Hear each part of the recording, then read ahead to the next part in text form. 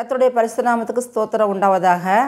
அடியாலும் சாட்சியாய் எழுப்பி நிற்கும்படியாக கர்த்தர் கொடுத்த பிரதான கிருபைக்காகவும் இந்த வாய்ப்பை கொடுத்த பாஸ்டர் டேனியல் ஐயாவுக்கும் நான் நன்றி செலுத்துகிறேன். கர்த்தர் நாமம் மகிமைப்படுவதாக. இப்போது எங்கள் தகப்பனார் பேர் எம் வெள்ளச்சாமி, என்னுடைய தாயார் பேர் கமலா. அவங்களுக்கு நாங்கள் 6 பிள்ளைங்கள் அவங்க பெற்றெடுத்தாங்க. ஃபஸ்ட்டு எங்கள் சகோதரன் பேர் மீனாட்சி சுந்தரம், 2வது அண்ணன் பேர் முருகேசன், 3வது அண்ணன் பேர் சோமசுந்தரம், 4வது நான், 5வது என் தம்பி ஆனந்தராஜ், 6வது என் தங்கச்சி விஜயலட்சுமி. இப்படி 6 பிள்ளைங்க தான் அவங்களுக்கு பிறந்தோம். நாங்கள் குடும்பம் பூசாரி குடும்பம். பூசாரி குடும்பம் இருந்தாலும் எங்கள் குலத்தொழில எங்கள் அப்பா செய்யாமல் அவங்க பிசியாக ஒர்க் பண்ணாங்க. பட்டாளத்துக்கு போய் 5 வருஷம் சர்வீஸ் பண்ணிவிட்டு மறுபடியும் இங்கே எம்எஸ்பியில் சேர்ந்து அவங்க போலீஸில் பார்த்துக்கிட்டு இருந்தாங்க. இப்படி இருக்கையில் ஃபஸ்ட்டு அண்ணன் இங்கே தான் மதுரையில் தான் பிறந்தாங்க. 2வது அண்ணன் திருப்பரங்குன்றம், 3வது அண்ணன் கல்லடக்குறிச்சி, 4வது நான் மணிமுத்தாரில் பிறந்தேன், 5வது என் தம்பி மதுரையில், தங்கச்சி மதுரையில் பிறந்தாங்க. இப்படியாக நாங்கள் வாழ்ந்து வந்த காலங்களில் எங்கள் அப்பா பிசியை ஒர்க் பண்ணிகிட்டு இருக்கும்போது, ஆனால் எந்த கெட்ட பழக்கமே அவங்கள்ட்ட கிடையாது. இருந்தாலுமே அவங்க பார்க்குற அந்த போலீஸ் தொழில் உண்மையாக இருப்பாங்க. லஞ்சம் வாங்க மாட்டாங்க. தன்னுடைய காசையாவது அந்த கைதிக்கு கொடுத்து தான் அவங்கள சாப்பாடெலாம் வாங்கி கொடுப்பாங்க, வைப்பாங்க. ஒரு நல்ல டைப்பாக தான் அவங்க இருந்தாங்க. குடும்பத்தில் எங்கள் அப்பா ஒரு பொறுப்பாக இருந்தாங்க. எங்கள் அம்மா வெளியே கூட எங்கள் அம்மா விட மாட்டாங்க. எங்கள் அம்மா சிறு வயசுலேயே எங்கள் அப்பா எங்கள் அம்மாவை திருமணம் பண்ணதுனால வெளியே விட மாட்டாங்க. ஆனால் எல்லா தேவைகளும் அப்பா ஒழுங்காக செஞ்சுக்கிட்டு இருந்தாங்க. அப்படியே இருந்த காலகட்டங்களில் எனக்கு வயசு 5 வயசு ஆகிட்டு. 5 வயசாகவும் என்னை கொண்டு போய் ஸ்கூலில் சேர்த்தாங்க. ஸ்கூலில் சேர்த்து படிச்சுக்கிட்டு இருக்கும்போது முழு பரிட்சை நேரத்தில் எங்கள் அப்பா வேலைக்கு போயிட்டு வரும்போது ட்ரெயினில் ஆக்சிடெண்ட் ஆகிட்டாங்க. ஆக்சிடெண்ட் ஆகவும் அந்த பரீட்சை என்னால் எழுத முடியாமல் 1 வருஷம் எனக்கு கடந்து போயிருச்சு. கடந்து போன பிறகு அப்பா அப்படி ட்ரெயினில் ஆக்சிடெண்ட் ஆன பிறகு அதுக்கு பிறகு ஜாப்புக்கு போகாமல் இருந்தாங்க.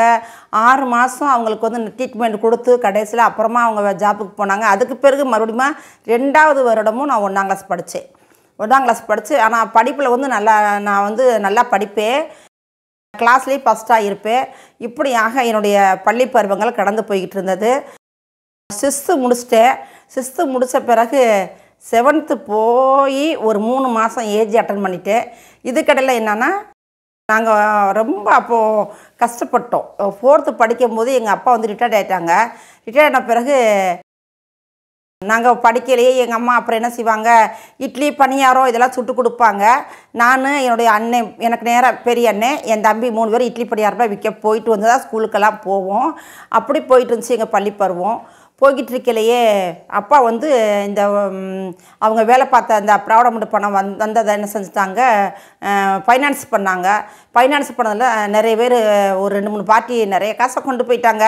கொண்டு ரொம்ப கஷ்டப்பட்டு சாப்பிடக்கூட ஆகாரம் இல்லாமல், எங்கள் வீட்டில் புழங்க கூட பாத்திரம் இல்லாமல், எல்லா பாத்திரத்தையும் வெள்ளி பாத்திரம் வெங்கல பாத்திரம் எல்லாத்தையும் விற்று கடனை கொடுத்துட்டு அவங்க அமைதியாக இருந்துட்டாங்க. இப்படி போய்கிட்டு இருந்துச்சு எங்களுக்கு. நான்லாம் அப்போது 4th படிக்கும்போதே தற்கொலை பண்ணிக்கிறோன்னு எங்கள் வீட்டில் துத்தம்னு ஒன்று இருந்துச்சு. அது பசக்காய்ச்சுவாங்க. அந்த அதை எடுத்து நான், என் தம்பி, என் தங்கச்சி 3 பேர்ட்டையும் மதியானம் போகிறோம். போகலையே நான் சொல்கிறேன், நம்ம இதை அரைச்சி குடிச்சு செத்து போயிடுவோம் அப்படின்லாம் சொல்கிறேன். எங்கள் அப்பா பின்னாடி எங்கள் கூடயே வந்தவங்க அவங்க கேட்டுட்டு என்னை அடித்து அதை பிடுங்கிட்டாங்க. அப்போ அந்த காலகட்டங்களில் அப்போ ரேஷனில் வேலை பார்த்தவங்க 1 ரூபா சம்பளம். அப்போ தாய்லாந்து அரிசின்னு ஒரு அரிசி போடுவாங்க, அது நீளமாக இருக்கும். அந்த அரிசியை சாப்பிட்டா கூட எங்களுக்கு வயிற்றுக்கு ஆகாது. அந்த நேரம் கிலோ அரிசி 11 ரூபா விற்றாங்க. கருணாநிதி ஆச்சு 1 வருஷம். கப்பக்கிழங்கு மக்காச்சோளமா சாப்பிட்டு நிறைய பேர் இறந்து போனாங்க. அப்படி காலகட்டங்களில் எங்களுக்கு பிடிக்காது.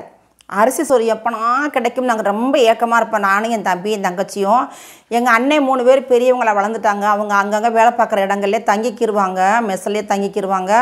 அப்படியே போன காலகட்டங்களில் எங்கள் அண்ணன் பெரிய அண்ணன் என்னைக்காவது ஒரு நாளைக்கு வந்தாங்கன்னா எங்கள் அம்மா அவங்களுக்கு மட்டும் அரிசி சோறு ஆக்கி போடுவாங்க, எங்களுக்கு கம்மஞ்சோறு கொடுப்பாங்க. நாங்கள் அழுவோம். எங்கள் அம்மாலாம் திட்டுவாங்க, எங்கள் அப்பா அடிப்பாங்க. அப்படிலாம் இருந்துச்சு. இருந்த நாட்களில் ஒரு நாட்களில் சாப்பாடு அதுவுமே கிடைக்கல. நானும் என் தம்பி என் தங்கச்சி 3 பேரும் என் தம்பி தங்கச்சி அழுகுறாங்க. நான் உட்காந்துருக்கேன். எனக்கு கொஞ்சம் விவரம் தெரியும். இருக்கையில் பக்கத்து இருக்காரங்க கேரளாக்காரவங்க, அவங்க கூப்பிட்டு ஒருபடி அரிசி கொடுத்து எங்கள் அம்மாவுக்கு அன்றைக்கி மீன் குழம்பு வச்சுருந்தாங்க, அதுக்கு எங்களுக்கு கொடுத்து சாப்பாடு கொடுத்து எங்கள் அம்மாட்ட அந்த ஒருபடி அரிசியை கொடுத்து ராஜம்மா சோறாக்குங்கன்னு சொல்லி கொடுத்தாங்க. கொடுத்து இப்படிமா நாங்கள் ஆக்கி சாப்பிட்டோம். அந்த நாட்களில் எங்கள் அம்மாச்சி வந்து ஊரில் நிறைய பொருட்கள் கொண்டு வந்து காசு பணம் கொண்டு வந்து கொடுத்து அதுக்கு பிறகு தான் கொஞ்சம் நாங்கள் உயர்ந்து வந்தோம். சாப்பாடெல்லாம் எங்களுக்கு கிடச்சிச்சு. அப்படிலாம் நாங்கள் ஒரு நாட்களில் கஷ்டப்பட்டோம். கஷ்டப்பட்டப்போயே நான் என்ன செஞ்சேன், 4th படித்து 6th 5th வந்துட்டேன். 5th 6th வந்த பிறகு நான் என்ன செஞ்சேன், சர்ச்சுக்கு போக ஆரம்பித்தேன். அப்போயும் எனக்கு தூரத்து பார்வை கிடைக்காது. நான் ஜிஹெச்சுக்கு போய் இன்ஜெக்ஷன் போடுவேன். 6 மாதம் போய்கிட்டு இருந்தேன். போய்கிட்டு இருக்கும்போது எங்கள் இப்போ போகிற பாஸ்டருடைய அண்ணன், அவங்க பேர் சாமுவேல் ஜோசப்பையா, அவங்க இப்போதைக்கு அவங்க இங்கே தான் இருக்காங்க. ஆனால் அமெரிக்கா போயிடுவாங்க, அமெரிக்காவும் இருக்காங்க. அவங்க சொன்னாங்க, ஜிஹெச்சுக்கு வந்து சொன்னாங்க, உனக்கு வந்து பார்வை ஆண்டவர் தான் கொடுக்க முடியும், ஊசியோ மருந்தோ டாக்டரை கொடுக்க முடியாது, நீ இயேசுவை விசுவாசி அப்படின்னு சொன்னாங்க. அந்த ஒரு வார்த்தை என்னை பிடிச்சிக்கொண்டு ஆண்டவரை ஏற்றுக்கொண்டேன். அப்போம்போது என்னோடய தூரத்து பார்வை கிடச்சிச்சு. கிடைக்கிறச்சுலே நான் என்ன செஞ்சேன், எங்கள் வீட்டுக்கிட்டேயே என்ன வயசு உள்ள ஒரு 10 பிள்ளைங்களை சேர்த்துக்கிட்டு ஒரு கட்டையில் ஒரு அட்டை அடித்து அதில் வந்து இயேசு அழைக்கிறார், இயேசு ஜீவிக்கிறார், இயேசு விடுவிக்கிறார், இயேசு நேசிக்கிறார், இயேசுனை அழைக்கிறார் அப்படி சொல்லி 5 வேர்டு போட்டு நாங்கள் நட ஊழியம் செஞ்சு கொடுத்தோம். சாயங்காலம் தாங்க நான் செய்வேன். செஞ்சு அப்பயே நிறைய அம்மா அம்மாலாம் சாட்சி சொல்லுவாங்க, எங்களுக்கு ஜோம் பண்ணுங்க ஜோம் பண்ணால் அவங்களுக்கு வந்து அற்புதம் நடக்கும். அப்பெல்லாம் ஊழியம் செஞ்சுக்கிட்டு இருந்தேன். செஞ்சுக்கிட்டு இருக்கையிலேயே பாஸ்டர் என்ன செஞ்சுட்டாங்க, நீ சர்ச்சுக்கு வரையிலப்பா, உனக்கு வந்து ஞானஸ்தானம் கொடுக்கணும் அப்படின்னு சொல்லிட்டாங்க. சொல்லிட்டு நான் வந்து அப்படி இருக்கையிலேயே ஒரு ஞானஸ்தானம் கொடுக்கணும்னு சொல்லி இது பண்ணி அப்போயே நான் வந்து சோல்ஸ் எல்லாம் போட மாட்டேன், நகையெல்லாம் போட மாட்டேன். கர்த்தருக்குள்ள ரொம்ப வைராக்கியமாக நான் இருந்தேன். பைபிள் வசனம்லாம் அப்படி கரைச்சி குடிப்பேன். பாஸ்டர் பையன் கூட அப்படி இருக்க மாட்டாங்க. சண்டே கிளாஸில் ஃபஸ்ட்டாக நான் இருப்பேன். அப்படிலாம் போய்கிட்டு இருந்தேன். போய்கிட்டு இருக்கல ஞானஸ்தானம் கொடுக்கணும்னு சொல்லவுமே நம்ம வீட்டில் வந்து அன்றைக்கி வந்து செய்து கொடுத்து பிரசங்கம் பண்ணுறாங்க. அப்பா இதை பின்னாடி எங்கள் வீட்டுக்கு பின்னாடி கேட்டுக்கிட்டு எங்கள் அம்மா கூட எங்கள் அம்மா கூட எங்கள் அப்பா கூடயும் 2 பேருக்கும் சண்டை வந்துட்டு, நான் பிள்ளை இல்லாமல் நான் வர வாங்கி வாங்கி பெற்றிருக்கேன், நீ அந்த பிள்ளைய கொண்டு போய் நீ ஆண்டவருக்கு ஒப்பு கொடுக்குறியே அப்படின்னு சொல்லிட்டு. இதுக்கு முன்னாடி என்னென்னா என்னோடய 2வது சகோதரன் ஆண்டவரை ஏற்றுக்கொண்டாங்க. அப்போ அப்பா சொல்லுவாங்க, ஒருதன் தான் அப்படி போயிட்டான், நீ இந்த பொம்பளை பிள்ளையும் நீ இப்படி ஆக்குறியா அப்படின்னு சொல்லி அப்பா வந்து அம்மா கூட சண்டை போடுறாங்க. சண்டை போடணுன்னே இவங்க நினச்சிட்டாங்க மறுநாள் எனக்கு ஞானஸ்தானம் கொடுக்கணும், வைகை ஆற்றுல போய் கொடுக்கணும்னு சொல்லிட்டாங்க பாஸ்டர். இவங்க 2 பேரும் சண்டை போட்டு என்னைய சர்ச்சுக்கே போகலன்னு சொல்லவும் எனக்கு ரொம்ப ஒரு பாரம். அவங்களுமே சரி என்னமோ ஒரு பிரச்சனை போல் அப்படின்னு இருந்துட்டாங்க. இருந்துட்டு இப்படியா போய் மறுபடியும் நான் என்ன செய்வேன், அப்படி இருந்த நாட்கள்லையுமே வெள்ளி செவ்வாய்க்கியங்களில் விளக்கேற்ற சொல்லுவாங்க. விளக்க மாடாக்குள்ளே விளக்கு இருக்கும். நான் வந்து விளக்கேற்றிட்டு ஸ்க்ரீன் போட்டுட்டு எங்கள் கூட ஒரு சின்ன வீடு தான், ஒரு ஹாலும் ஒரு கிச்சன் தான் இருக்கும். எல்லோரும் போயிடுவாங்க. கதை உடச்சிட்டு உள்ளே இருந்து அந்த மாடாக்குள்ளைக்கு நேராக முக்காடு போட்டு பைபிள் எடுத்து ஜெபம். யாருக்கும் இது தெரியாது, கத்தருக்கு எனக்கு தான் தெரியும். அப்படி இருந்தேன். அப்போயே நகை நட்டு போட மாட்டேன், கோயிலுக்கு போக மாட்டேன். இப்படிமா இருந்துச்சு. எப்போனா 82 இருந்து 86 அவங்க வந்து 86 தான் அவங்க போனாங்க. அப்புறம் 2 வருஷம் இவங்க என்ன செஞ்சுட்டாங்க, எப்படிமா நான் இருந்த நாட்களில் அவங்க போகவுமே அவங்க எனக்குமேவோ அவங்க வீட்டில் வந்து 3 ஆம்பளை பிள்ளைங்க தான் பாஸ்டருக்கு. 3 ஆம்பளை பிள்ளைங்க என்னவோ நான் போய்கிட்டு இருந்த நாட்களில் அவங்க வந்து என்னை ஒரு பெண் குழந்தையாக எடுத்து அவங்க இது பண்ணிக்கிட்டு இருந்தாங்க. வளர்க்குற நாட்களில் அந்த பாஸ்டமாக ஃபேமிலி பிளான் பண்ணிட்டாங்க. குழந்தை பிறக்க வாய்ப்பே கிடையாது. நான் போய் வளர்த்த நாட்களில் கர்த்தருடைய கிருபையில் 2 பெண்கள் தான் கிஃப்ட் ஆர்டர் கொடுத்தாரு அவங்களுக்கு. 2 பிள்ளையை பெற்றெடுத்தாங்க. பெற்றெடுத்த பிறகு நல்லா என்னை வச்சு பார்த்துக்கிட்டு இருந்தாங்க. பார்த்துக்கிட்டு இருக்கப்பலையே இவங்க என்ன செஞ்சுட்டாங்க, அவங்க அமெரிக்காவுக்கு என்னை கூட்டிக்கிட்டு போகணும்னு எனக்கு வீசா எடுத்துட்டாங்க.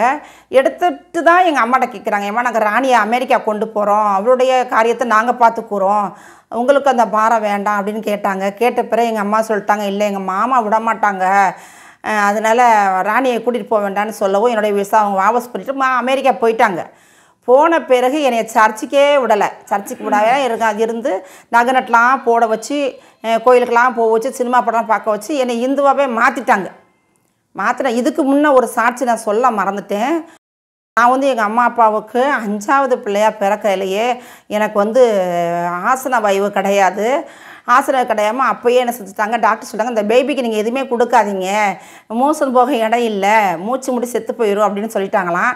சொல்லவுமே அப்போ எங்கள் அம்மாவும் ஆச்சியும் ஹாஸ்பிட்டலில் இருக்கிறப்ப எங்கள் ஆச்சி சொல்கிறாங்களாம், சும்மா கொடுப்போம், இது செத்தா செடியை காக்கட்டும், இருந்தால் வீட்டை காக்கட்டும் அப்படின்ட்டு அந்த பேபி அழுகுவோமேவும் 1 குச்சா காப்பியை ஊற்றி விட்டாங்களாம். ஊற்றி விடுவோமே நான் அந்த சிறு குழந்தை இறக்கையிலேயே குடிச்சிட்டு தூங்கிட்டேனா. தூங்கலையே அவங்க மோஷன் யூரின் காற்று பிரிஞ்சதான்.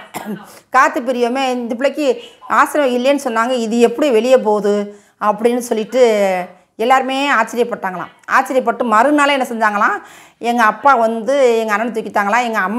எங்கள் ஆச்சி வந்து என்னை தூக்கிட்டு எங்கள் அம்மாவை ஆசிரியர் விட்டுட்டு அவங்க பாளையங்கோட்டை ஐக்கிரவுண்ட் ஆசிரியர் கொண்டு போய் அங்கே போய் செக்கப் பண்ணி பார்க்கும்போது இந்த பிள்ளைக்கு எல்லாமே நல்லா இருக்குது, ஆசனவாய் வந்து இந்த ஊசி போகிற துவாரம் தான் இருக்குது அப்படின்னு அவங்க சொல்லிட்டாங்களாம். சொன்ன பிறகு கடைசியில் இப்போ எதுவும் பண்ண முடியாது, இல்லை இந்த பிள்ளைக்கு பேபிக்கு வந்து 7 மாதம் ஆகணும் அப்படின்னு அவங்க சொல்லாமே கொண்டு வந்துட்டு ஏதாவது கட்டி ஆகாரம் கொடுத்துட்டாங்க, லிக்விட் ஐட்டமாக கொடுங்க பேபிக்கு அப்படின்னு சொல்லி அனுப்பிச்சி விட்டாங்களாம். அவங்க கொண்டு வந்து இப்படிமா என்னை வளர்த்து வந்திருக்குறாங்க.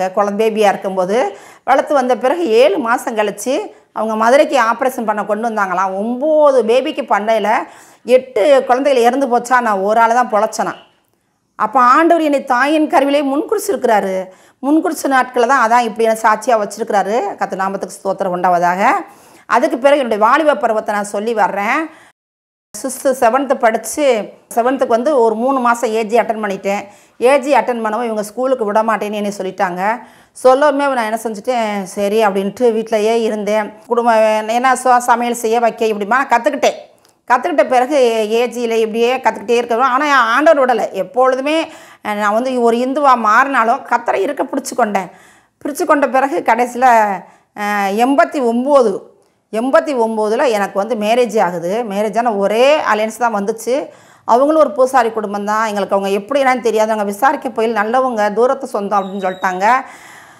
அப்படியே என்னை கல்யாணம் பண்ணி கொடுத்துட்டாங்க. ஆனால் எனக்கு தூரத்து பார்வை கிடச்சது. அப்போ பார்வை இருந்துச்சு. நான் தான் அந்த மாப்பிள்ளைக்கு லெட்ரு போடுவேன், வைப்பேன், அவங்க வந்தால் எல்லாமே செய்வேன், இப்படிமா இருந்துச்சு. கடைசியில் அவங்க வந்து எனக்கு வந்து நிச்சயம் பண்ணிட்டு போயிட்டாங்க. போன பிறகு 3 மாதம் கேப்பு, திருமணத்துக்கு 3 மாதம் கேப்பு. இந்த கேப்பில் என்னென்னா எனக்கு 1 மாதம் நான் பிறந்து எனக்கு ஒரு நாள் கூட அம்மா போட்டது கிடையாது. ஃபீவர் வந்திருக்கு. ஆனால் அப்போ வந்த ஃபீவர் ஒரு மூளைக்காய்ச்ச மாதிரி வந்துருந்துச்சு. 1 மாதம் இருந்துச்சு. அந்த மூளைக்காய்ச்சல் வந்துலாம் கண்ணிலேருந்து தண்ணியாக உடஞ்சி கால் நீராக உடஞ்சி கண் பார்வை கொஞ்சம் குறைஞ்சிருச்சு. குறையுமேவும் அதுக்கு பிறகு 1 மாதம் அம்மா போட்டுருந்துச்சு, பெரிய அம்மா போட்டு அதுலேயுமே நான் 2 நாள் சிக்காயிட்டேன். சிக்கான பிறகு அப்புறம் 1 மாதம் தான் நான் ஃப்ரீயாக இருந்தேன். 1 மாதம் கழித்து எனக்கு வந்து 89 செப்டம்பர் 10 எனக்கு ஃபஸ்ட்டு மேரேஜ் நடந்துச்சு. இந்து முறைப்படி தான் நடந்துச்சு. பூசாரி குடும்பம் அவங்க இந்து முறைப்படி தான் நடந்துச்சு. நானும் இந்துவாக மாறிட்டேன்ல, நாங்களும் பூசாரி குடும்பம், அவங்களும் பூசாரி குடும்பம். இப்படிமா மேரேஜ் நடந்துச்சு. நடந்த பிறகு எனக்கு ஒரு பாரம் தான். ராம்நாடுனா திருப்பலானிக்கிற ஒரு கிராமம், அங்கே தான் எனக்கு திருமணம் நடந்துச்சு. நடந்த பிறகு இப்படியா போய்கிட்டு இருந்தால் அவங்க என்னன்னா கொஞ்சம் காசு பண்ணதுனால எங்கள் குடும்பத்தை ரொம்ப ஏழ்மையாக நினச்சிக்கிட்டு, அப்போ எங்கள் அம்மா அப்பா வீட்டில் வந்து ரொம்ப கஷ்டம். ஏழ்மையாக நினச்சிக்கிட்டு எங்கள் அம்மா அப்பா வந்தால் மதிக்க மாட்டாங்க, வைக்க மாட்டாங்க, அவங்க வந்து வீட்டுக்குள்ளே ஏற்ற மாட்டாங்க, வெளியவே நின்று என்னை பார்த்துட்டு போவாங்க. எங்கள் அம்மா அப்பா கொண்டு வர பொருட்களை வாங்கி நான் வாங்கக்கூடாது, அவங்க கொண்டு வர அந்த தீன்பண்டங்களை எடுத்து நான் சாப்பிடக்கூடாது. அதே போல் அவங்க எங்கள் மாமியார் டீ கொடுத்தாலும் எங்கள் அம்மா அப்பா என்ன செய்வாங்க, நாங்கள் கொடுத்து நீ தின்ன மாட்டேன், நீ குடிக்க நாங்கள் ஏன் குடிக்கணும் அப்படின்னு இவங்களும் வச்சுட்டு போயிடுவாங்க. இப்படியே என்னை பார்த்துட்டே போய்கிட்டே இருந்தாங்க. இப்படியே இருக்கும்போது எனக்கு ரொம்ப பாரம். ஆனால் எங்கள் அம்மா அப்பா வந்துட்டு போன பிறகு என்னை அடிப்பாங்க. என் மாப்பிள்ளை வந்து அடிப்பாங்க, முதல் கணவர் அடிப்பாங்க. ஏண்டி வந்தாங்க, எதுக்கு வந்தாங்க அப்படின்னு என்னை கேட்டு அடிப்பாங்க. இப்படியா சித்திரவதை நடந்துக்கிட்டே இருந்துச்சு. அப்போ எங்கள் அப்பா என்னை திருமணம் கொடுக்கும்போது அவங்க சொன்ன வார்த்தை என்னன்னா, அடுப்பில் வச்சுக்கொள்ளி எரிஞ்சு தீரணும், பிறந்த வீட்டுக்கு பெருமையும் பூந்த வீட்டுக்கு புகழை தேர்த்த ஒரு பொண்ணுடைய கடமை, வந்தால் அவன் புருஷனோட வா, இல்லாட்டி வராது, அங்கனே சாகுன்னு தான் சொன்னாங்க. அப்படி ஒரு இதில் நம்ம அப்பா இப்படி சொல்லிட்டாங்க, நம்ம நல்லா தனியாக போனால் நம்ம அப்பா எதுவும் சொல்லுவாங்க அப்படின்ட்டு சரி நம்ம மாப்பிள்ளை கூட சேர்ந்து போவோம் இப்படிமா இருந்துச்சு. ஆனால் ஒரு கட்டமும் நான் எங்கள் அம்மா வீட்டுக்கு வரும்போது யுத்தம் பண்ணி ஒரு சண்டை போட்டு தான் கூட்டிகிட்டு வருவாங்க. வந்தாலுமே கட்டுப்பாடு, இப்படி தானே இருக்கணும், இவ்வளோ நாள் தான் இருக்கணும், அப்போ நான் கூட்டிகிட்டு வந்துடுவேன் அப்படின்னு சொல்லி தான் கூட்டிகிட்டு வருவாங்க. இங்கேயும் வந்தனாக்கும் அப்படி தான் இருந்துட்டு வந்து கூட்டிகிட்டு போயிடுவாங்க. இப்படிமா போய்கிட்டு இருந்துச்சு. போய்கிட்டு இருக்கல எனக்கு மூத்த நண்ணுக்கு திருமணம் நடந்தது. நடக்கையில் அவங்க என்ன செஞ்சாங்க, வந்து இந்த மாதிரி நான் மேரேஜ் பண்ண போகிறேன் அப்படின்ட்டு அவங்க வந்து இன்விடேஷன் வச்சுட்டு சொல்லிட்டு போயிட்டாங்க. சொல்லிட்டு போன பிறகு அப்போ நான் ஒரு கடமை என்னென்னா, அண்ணனுக்கு செய்ய வேண்டிய கடமை செய்யணும். ஆனால் இவங்க சொல்லிட்டாங்க, நம்ம செய்வோம், நம்மளுக்கு அவங்க ஜவுளி எடுத்தால் நம்ம செய்வோம், இல்லாட்டி எடுக்க வேண்டாம், செய்ய வேண்டாம் அப்படின்னு சொல்லிட்டாங்க. போனாலுமேவும் எங்கள் அம்மாவும் எங்கள் அப்பாவும் எனக்கு எடுத்திருந்தாங்க, எனக்கு என் மாப்பிள்ளைக்கு எடுத்திருந்தாங்க. ஆனால் என் கணவர் வந்து அந்த செய்ய வேண்டிய கடமையை செய்யலைன்னு நான் ஒரு கோவத்தில் அங்கே 1 மாதம் இருந்துட்டேன். இருந்த பிறகுமேவும் என் கணவர் வந்து கூப்பிட வந்தாங்க, வந்துட்டேன். நான் வந்த பிறகு வீட்டில் வந்து பிரச்சனை நடந்துச்சு. ஏன்டி உங்கள் அம்மா அப்பா வந்து என்ன ட்ரெஸ் எடுத்துருக்காங்க, வச்சுருக்காங்க, நம்மளை கேட்காம எடுத்துட்டாங்க வச்சுட்டாங்க அப்படின்ட்டு என்னை நிறைய இன்சல்ட் பண்ணாங்க. அப்படி இருக்கவும் நான் அதை கண்டுக்கிறல, இது என்றைக்கு உள்ளதானே அப்படின்ட்டு அடியை வாங்கிட்டு பேசாமல் இருந்துட்டேன். ஏன் காலகட்டங்கள் போச்சு. அங்கே என்னென்னா என் கணவர் வீட்டில் என்னென்னா என்னுடைய மாமனார் வந்து ஒரு 1.5 வருஷம் என்ன மேரேஜ் ஆகி 1.5 வருஷம் இருந்தாங்க. என் மாமனாருக்கு நான் செல்ல பிள்ளையாக இருந்தேங்க. நல்லா வச்சுக்கோ என் மாமனார் அப்படி தங்கமாக வச்சுக்கிடுவாங்க. ரொம்ப நேசித்தாங்க என்னைய. மாமனார் இறந்த பிறகு எனக்கு ரொம்ப ஒரு சிறையிருப்பு. எதுக்குனாலும் அடிப்பாங்க. 10 வகை வெஞ்சனத்தை இலையில வச்சுட்டு ஒரு நரகல தூக்கி வச்சா எப்படி இருக்கும், அப்படி தான் என்னுடைய வாழ்க்கை போய்கிட்டு இருந்துச்சு. நான் என்ன செஞ்சேன், இதான் வாழ்க்கை, இப்படி தான் இருக்கணும் போல், தலைக்கு எண்ணெயும் நம்ம உடுத்த உடையும் இருக்க இடமும் கொடுத்துருக்குறாங்க, இதான் வாழ்க்கை, இப்படி தான் இருக்கணும் போல் அப்படின்னு நான் நினச்சிட்டேன். தாம்பத்திய உறவு என்னன்னா எனக்கு தெரியாது, இப்படிமா இருந்துச்சு. ஆனால் அந்த ஊரில் என்னை கூப்பிட்டு கேட்பாங்க, என்ன ராணி எப்படி வச்சுருக்கான் ராஜேந்திரன், உன்னை எப்படி வச்சுருக்கான் எப்படி சொல்லி கேட்பாங்க. எனக்கு என்னன்னே தெரியாது. அப்போ அவருக்கும் முதல் மேரேஜ் நடந்திருக்குது, இது எனக்கு தெரியாது. அக்கா பொண்ணையே கல்யாணம் முடிச்சு குடும்ப வாழ்க்கை இல்லைன்ட்டு அந்த பிள்ளை டைவர்ஸ் பண்ணிட்டு போயிடுச்சு. எனக்கு இந்த விவரம் தெரியாது. அப்புறம் அங்கே தான் சொன்னாங்க, ராஜேந்திரன் முதல் மேரேஜ் நடந்துருந்துச்சு, அந்த பிள்ளை குடும்ப வாழ்க்கையிலேருந்து தான் போயிடுச்சு அப்படின்னு சொன்னாங்க. அத்துமீறியுமே நாங்கள் டாக்டர் போய் செக்கப் பண்ண போகும்போது இந்த பொண்ணுக்கு நல்லா இருக்குது, அவருக்கு தான் மிஸ்டேக்கு, அதான் குழந்தை இல்லை அப்படின்னு சொல்லிட்டாங்க. அப்படிமா போய்க்கிறதுனாங்க அதை கண்டுக்கிறவே இல்லை. 89 கல்யாணம் முடிச்சு 2002 தான் எனக்கு ஒரு குழந்தை எடுத்து கொடுத்தாங்க.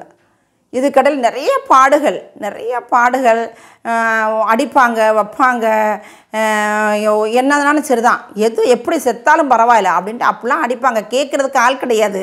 அந்த ஊருக்காரங்க பூரா அவங்களுக்கு சப்போர்ட்டு, எனக்கு யாருமே கிடையாது. அப்படிமா நான் இருந்து என்னுடைய நோக்கம் என்னன்னா, வாழ்ந்தால் ஒரு பொண்ணு வந்து வாழ்க்கையில் எதிர்நீச்சல் போட்டு காட்டணும், சாகிறது வந்து கோலத்தனம், உயிரோட வாழ்கிறதான் ஒரு பொண்ணுடைய உறுதிப்பாடு அப்படின்னு சொல்லிட்டு அப்படியே நான் போயிட்டே இருந்தேன். போய்கிட்டு இருக்கும்போது இது கூடல எங்கள் அம்மா அப்பாவுக்கு அங்கே என்ன நடக்க தெரியவே செய்யாது. எனக்குமே எங்கள் அம்மா அப்பா எப்படி இருக்காங்க என்ன விவரம் தெரியாது. இப்படிமா இருக்கையிலேயே எங்கள் அப்பா இடையில இறந்து போயிட்டாங்க. நான் இதுக்கு முன்னையே அப்பா இறந்து போயிட்டாங்க. அதுக்கு முன்னே 2002 எனக்கு ஒரு குழந்தை எடுத்து கொடுத்து எனக்கு 1.5 வயசு ஆகுது. 1.5 வயசு ஆகலையே இவங்க குழந்தை அப்பா இறந்து போயிடுச்சு அப்படின்னு எனக்கு ஒரு தகவல் கிடச்சிச்சு. தகவல் கிடைக்கும்போது அப்போ என் கையில் என் மாமியார் வீட்டில் வந்து கொஞ்சம் வசதியாக இருந்தனால என் கையில் 15 பொன் நகை இருந்துச்சு, கையில் ஒரு 10,000 வச்சுருந்தேன், என் குழந்தை இருந்தான். அப்போ அவங்க என்ன சொல்கிறாங்க, அப்போ வந்து அவங்க அடித்ததில் எனக்கு பார்வை போயிட்டு, பார்வை போன பிறகு தான் இவங்க சொல்கிறாங்க எங்கள் அப்பா இறந்து போச்சுன்ட்டு. அப்போது நான் எங்கள் அப்பா இறந்து போயிட்டு வரேன் அப்படின்னு சொல்லும்போது அவங்க சொல்கிறாங்க, நீ போகணுன்னா நீயே போ, நாங்கள் கூட்டிகிட்டு போக மாட்டோம், குழந்தைய தூக்கிக்கோ, 10-15 நகையை போட்டுக்கோ, 10,000 எடுத்துக்கோ, தாராளமாக போ அப்படின்னு சொல்கிறாங்க. ஏன்னா எனக்கு கண்ணு தெரியாது, ஒத்தையில் வர முடியாது இல்லையா, அதனால அவங்க என்ன செஞ்சுட்டாங்க, நீ போய்க்கோ அப்படின்ட்டாங்க. அப்போ கண்ணு தெரியாமல் எப்படி போக முடியும் அப்படின்னு நான் இருந்துட்டேன். இருக்கவுமே இவங்களும் அதை புரிஞ்சுக்கிறல 2 நாள் வச்சுருந்துட்டு எடுத்துட்டாங்க. எடுத்த பிறகு அழுதுக்கு தான் இருந்தேன். அவங்க உடனே என்னமோ நான் கேதத்துக்கு வந்த மாதிரியும் வைக்க மாதிரியும் கடற்கரைக்கு கூட்டிகிட்டு போய் எல்லாம் சாத்திரம் கழித்து கொண்டு நீ வீட்டில் வச்சுட்டாங்க. வச்ச பிறகு நான் இப்படிமா இருக்கையில் ஒரு நாள் எங்கள் அண்ணன் பையன் மூத்தவன், என் பேர் கண்ணன், அவன் வந்து என்னை பார்க்க வரான். பார்க்க வந்தப்போ தான் அவன் வந்து என்னை பார்த்து அழுகிறான். அத்தைக்கு கண்ணு தெரியல, ஒரு தம்பி எடுத்து வளர்க்குறாங்க அப்படின்னு பார்த்துட்டு எங்கள் அம்மாட்ட போய், ஆச்சு நம்ம அத்தைக்கு கண்ணு தெரியலை, ஒரு தம்பி எடுத்து வளர்க்குறாங்க, அத்தையை பார்க்க பாவமாக இருக்குது அப்படின்னு சொல்லவும் தான் எங்கள் அம்மா புரிஞ்சுக்கிட்டு என்னை பார்க்க வந்தாங்க. என் குழந்தை என்னையும் பார்க்க வரும்போது அவங்க புரிஞ்சுக்கிட்டாங்க. புரிஞ்ச பிறகு எங்கள் அண்ணன் மற்றவங்க சொல்லும்போது எங்கள் அண்ணன் இல்லை பெத்த தகப்பன கடமையை செய்ய வரல, அவள் குடும்பத்தில் சேர்க்கக்கூடாது, அவளை விட்டுருங்க அப்படின்னு சொல்லவுமேவும் எங்கள் அம்மா அவள் நிலைமை புரிஞ்சு பாருங்கடா, கண்ணு தெரியல எப்படா வருவா அவன் கூட்டு வர மாட்டேன்ட்டான் அப்படின்னு இவங்க சொன்னாங்க. சொல்லவுமேவும் அதுக்கு பிறகு கூட்டு வந்துட்டாங்க. அம்மா கூட்டு வந்து குடும்பத்தில் சேர்த்துட்டாங்க. என்னையை சேர்த்த பிறகு நாங்கள் போக வரமா இப்படிமா இருந்தேன். என் பையனை தூக்கிட்டு வந்தேன். என் பையனுக்கு கையில் மோதிரம்லாம் பண்ணி போட்டாங்க. எங்கள் அம்மா வீட்டில் செய்ய வேண்டியெல்லாம் செஞ்சாங்க. இப்படிமா இருந்துச்சு. இருந்த பிறகு என் மாமியோட கஷ்டப்பட ஆரம்பிக்க அங்கே என்னன்னா, நான் வந்து கண்ணு தெரியாட்டாலும் எங்கள் வீடு வந்து பெரிய வீடு, 9 ரூம் இருக்கும். இந்த தெருவுக்கு அந்த தெருவுக்கு நடுவில் தான் வீடு, 9 ரூம் இருக்கும். 9 ரூம் இருக்குது. நான் வந்து அங்கே வந்து ஒரு சோறு கடையில் நான் சோறு கடை வச்சு நடத்திக்கிட்டு இருந்தேன். எல்லாம் பூ கட்டுறது, கல்யாண மாலை கட்டுறது எல்லாமே நான் செய்வேன். ஒரு தான அறக்கட்டளை ஒரு ஆஃபீஸ்க்கு சமையல் பண்ணி கொடுப்பேன் 3 வேளையும். அப்போ அவங்க வந்து சம்பளம் எனக்கு கொடுப்பாங்க. மாதம் 10,000 சம்பளம் கிடைக்கும். அந்த சமையல் பண்ணி கொடுக்கறதுக்கு எனக்கு பணம் கொடுப்பாங்க. இப்படிலாம் என்னுடைய உழைப்பு போய்கிட்டு இருந்துச்சு. பார்வை தெரியாட்டாலும் நான் சமையல் நல்லா செய்வேன். செட்டிநாடு சமையலாம் சமைப்பேன். எல்லாம் ஓடிக்கிட்டு இருந்துச்சு. ஓடிக்கிட்டு இருக்கல இவங்க என்னை புரிஞ்சுக்கிறவே இல்லை. நிறைய ஃபைனான்ஸ் வாங்கி வச்சு கடங்காரங்களாம் வருவாங்க. கடங்கார வந்தால் நான் என்ன செய்வேன், என் மாமியாருக்கு தெரியாமையே கடை அந்த சோறு கடையில் நல்லா நான் உட்காந்து வியாபாரம் நடக்கும். அந்த எந்தெந்த ஃபைனான்ஸுக்கு எவ்வளோ கொடுக்குறோம் எடுத்து நான் ஒதுங்க வச்சுருவேன். இவங்க வந்து பணத்தை எடுத்துக்கிடுவாங்க. நான் என்ன செய்வேன், நம்ம எல்லாத்தையும் உண்மையாக இருக்கணும், வாங்கல கொடுக்கணும்னு நான் ஃபைனான்ஸெல்லாம் கொடுக்கறதுக்கு எல்லாமே எடுத்து வச்சுருவேன். எடுத்து வச்ச பிறகு என் மாமியாவும் என் புருஷன் கடங்காரவும் ஓடி போய் ஒளியுவாங்க. நான் அதை கட்டி முடிச்சிருவேன். முடித்த பிறகு அப்போ நான் எவ்வளோ காசு கட்டாலும் ஃபைனான்ஸ்காரன் கொடுப்பாங்க, என் மாமியாருக்கும் என் புருஷன் கொடுக்க மாட்டாங்க. இப்படி போய்கிட்டு இருக்கையில் அவங்க என்ன செஞ்சாங்க, ஒரு நாள் எனக்கு பார்வை தெரியலன்னு சொல்லவும், நீ போய் உங்கள் அம்மா வீட்டில், அப்போ 2008 என் பையனை எடுத்து வளர்த்துக்கிட்டு இருக்கிறேன், எல்கேஜி படிக்கிறான்.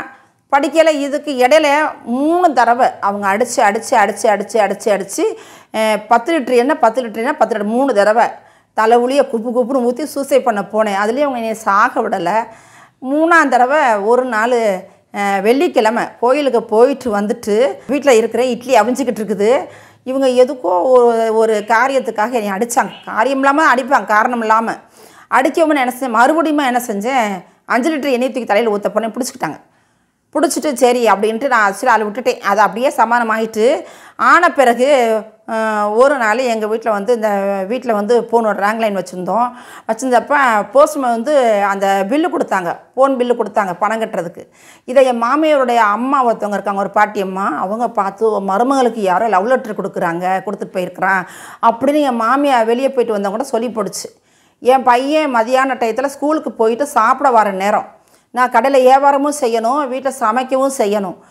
அன்றைக்கி ரசம் வைப்போம்னு சொல்லிட்டு அடுப்பில் எண்ணெயை ஊற்றி வடச்சட்டி வச்சு எண்ணெயை ஊற்றி, விறகடுப்பு தான் அப்போ எல்லாம் எங்கள் வீட்டில் ஸ்டவ் இல்லை, கேஸ் இல்லை, விறகடுப்பு தான். எண்ணெயை ஊற்றி கடுகை போட்டுட்டு புளியை கரைச்சிக்கிட்டு இருக்கேன், நம்ம தாளிச்சிருவோம் அப்படின்ட்டு, பையன் வந்துட்டானே சாப்பிட்றதுக்கு அப்படின்னு தாளிச்சிருவோம் அப்படின்ட்டு தாளிக்க போயில என் மாமியை வந்து எவண்டி ஒரு லவ் லெட்டர் கொடுத்தவேன்னு கேட்டாங்க. நான் சரி யார் கொடுத்தது, முத்தனின் தான் வந்து ஃபோன் பில் கொடுத்தாங்க அப்படின்னு சொன்னேன்.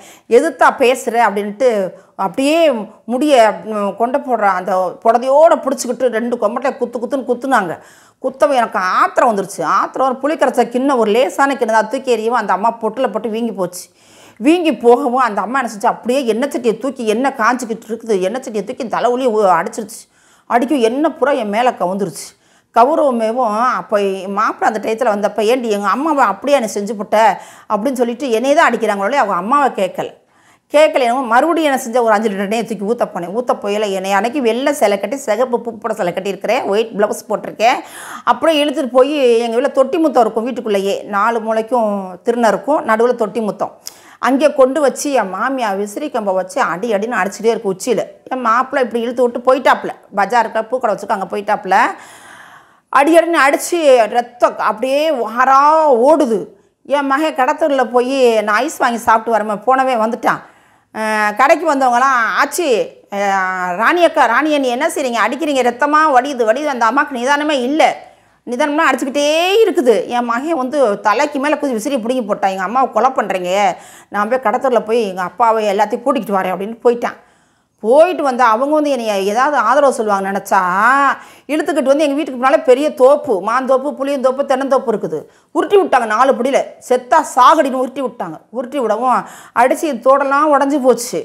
அப்போ என் பையன் வந்து சொல்கிறான், அவன் தான் தேடி பிடிச்சி தோடை எடுத்து கொடுக்குறான், இந்தாம்மா அவங்க தோடுன்ட்டு எடுத்து கொடுத்துட்டு, அம்மா அந்த தோப்புக்குள்ளே உருட்டி விடாம என் பையன் வந்து நான் ஸ்கூலுக்கு போக மாட்டேன், எனக்கு எங்கள் அம்மா தான் வேணும், நான் எங்கள் அம்மா விட்டு போயிட்டா தோப்புக்குள்ளே 3 கிணறு இருக்குது, எங்கள் அம்மா உளுந்து செத்து போயிடுவாங்க, நான் போக மாட்டேன் அப்படின்ட்டு என் முதுகுலையே வந்து படுத்துக்கிடுச்சு தொட்டில் மாதிரி களத்தை கட்டிக்கிட்டு.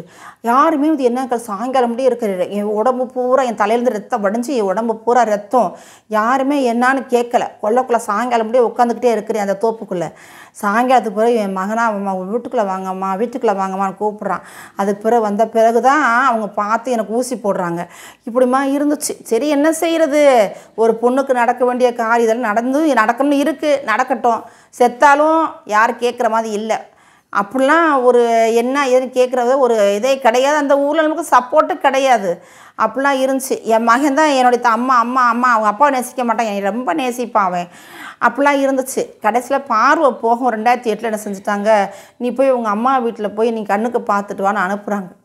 எங்கள் அம்மா வீடு எங்கே இருக்குன்னே தெரியாது. அதுக்கப்புறம் என் மச்சான் வீட்டில் அட்ரஸ் கேட்டு கொண்டு வந்து என் மாப்பிள்ளை, என் கடையில் ஒருத்தர் வேலை பார்க்குறாரு, அந்த அண்ணன், என் மாமியார், என் குழந்தை, நானும் 5 பேர் வாரோம். அந்த 2008 மே மாதம் 31ஆம் தேதி வாரம்.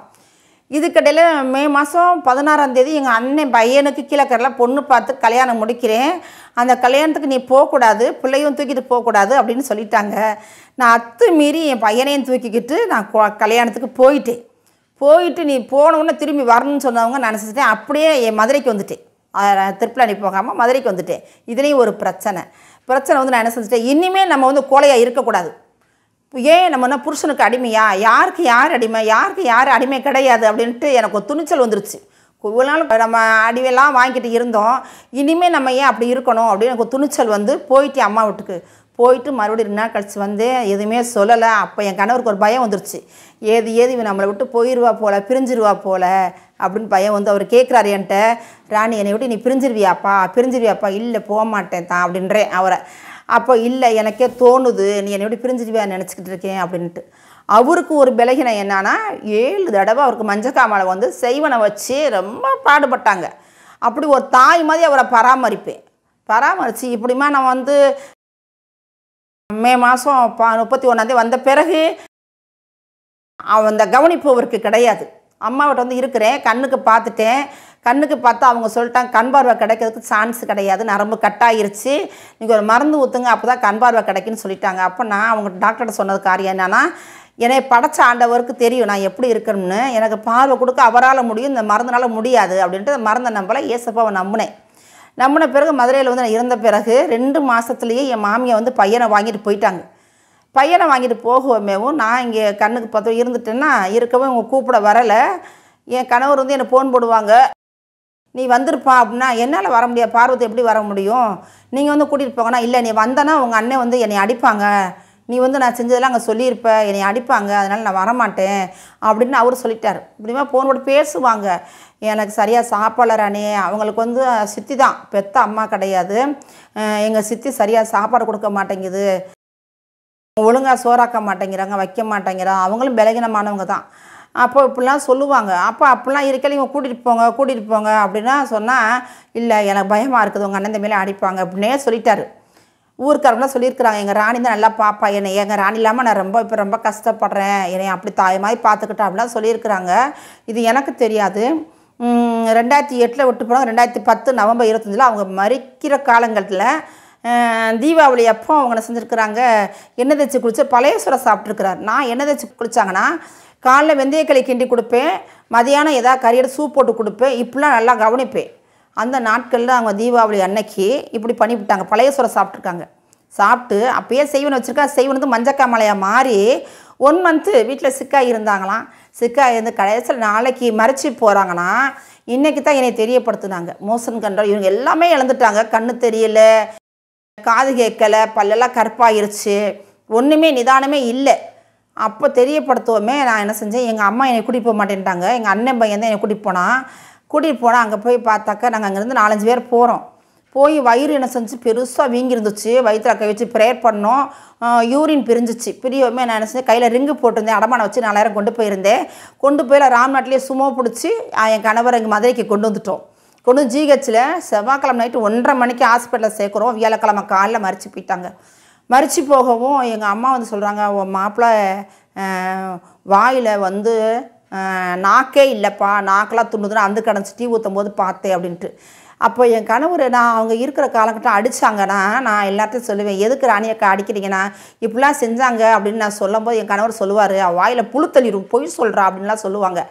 அப்போ எங்கள் அம்மா வந்து இதை சொன்னோம். அப்போ நினச்சி பார்த்தேன், நம்ம வந்து கணவரில் இருக்கும்போது இப்படிலாம் நம்ம கணவர் சொல்லுவார், நம்ம உன் வாயில் புழுத்தலும்னு.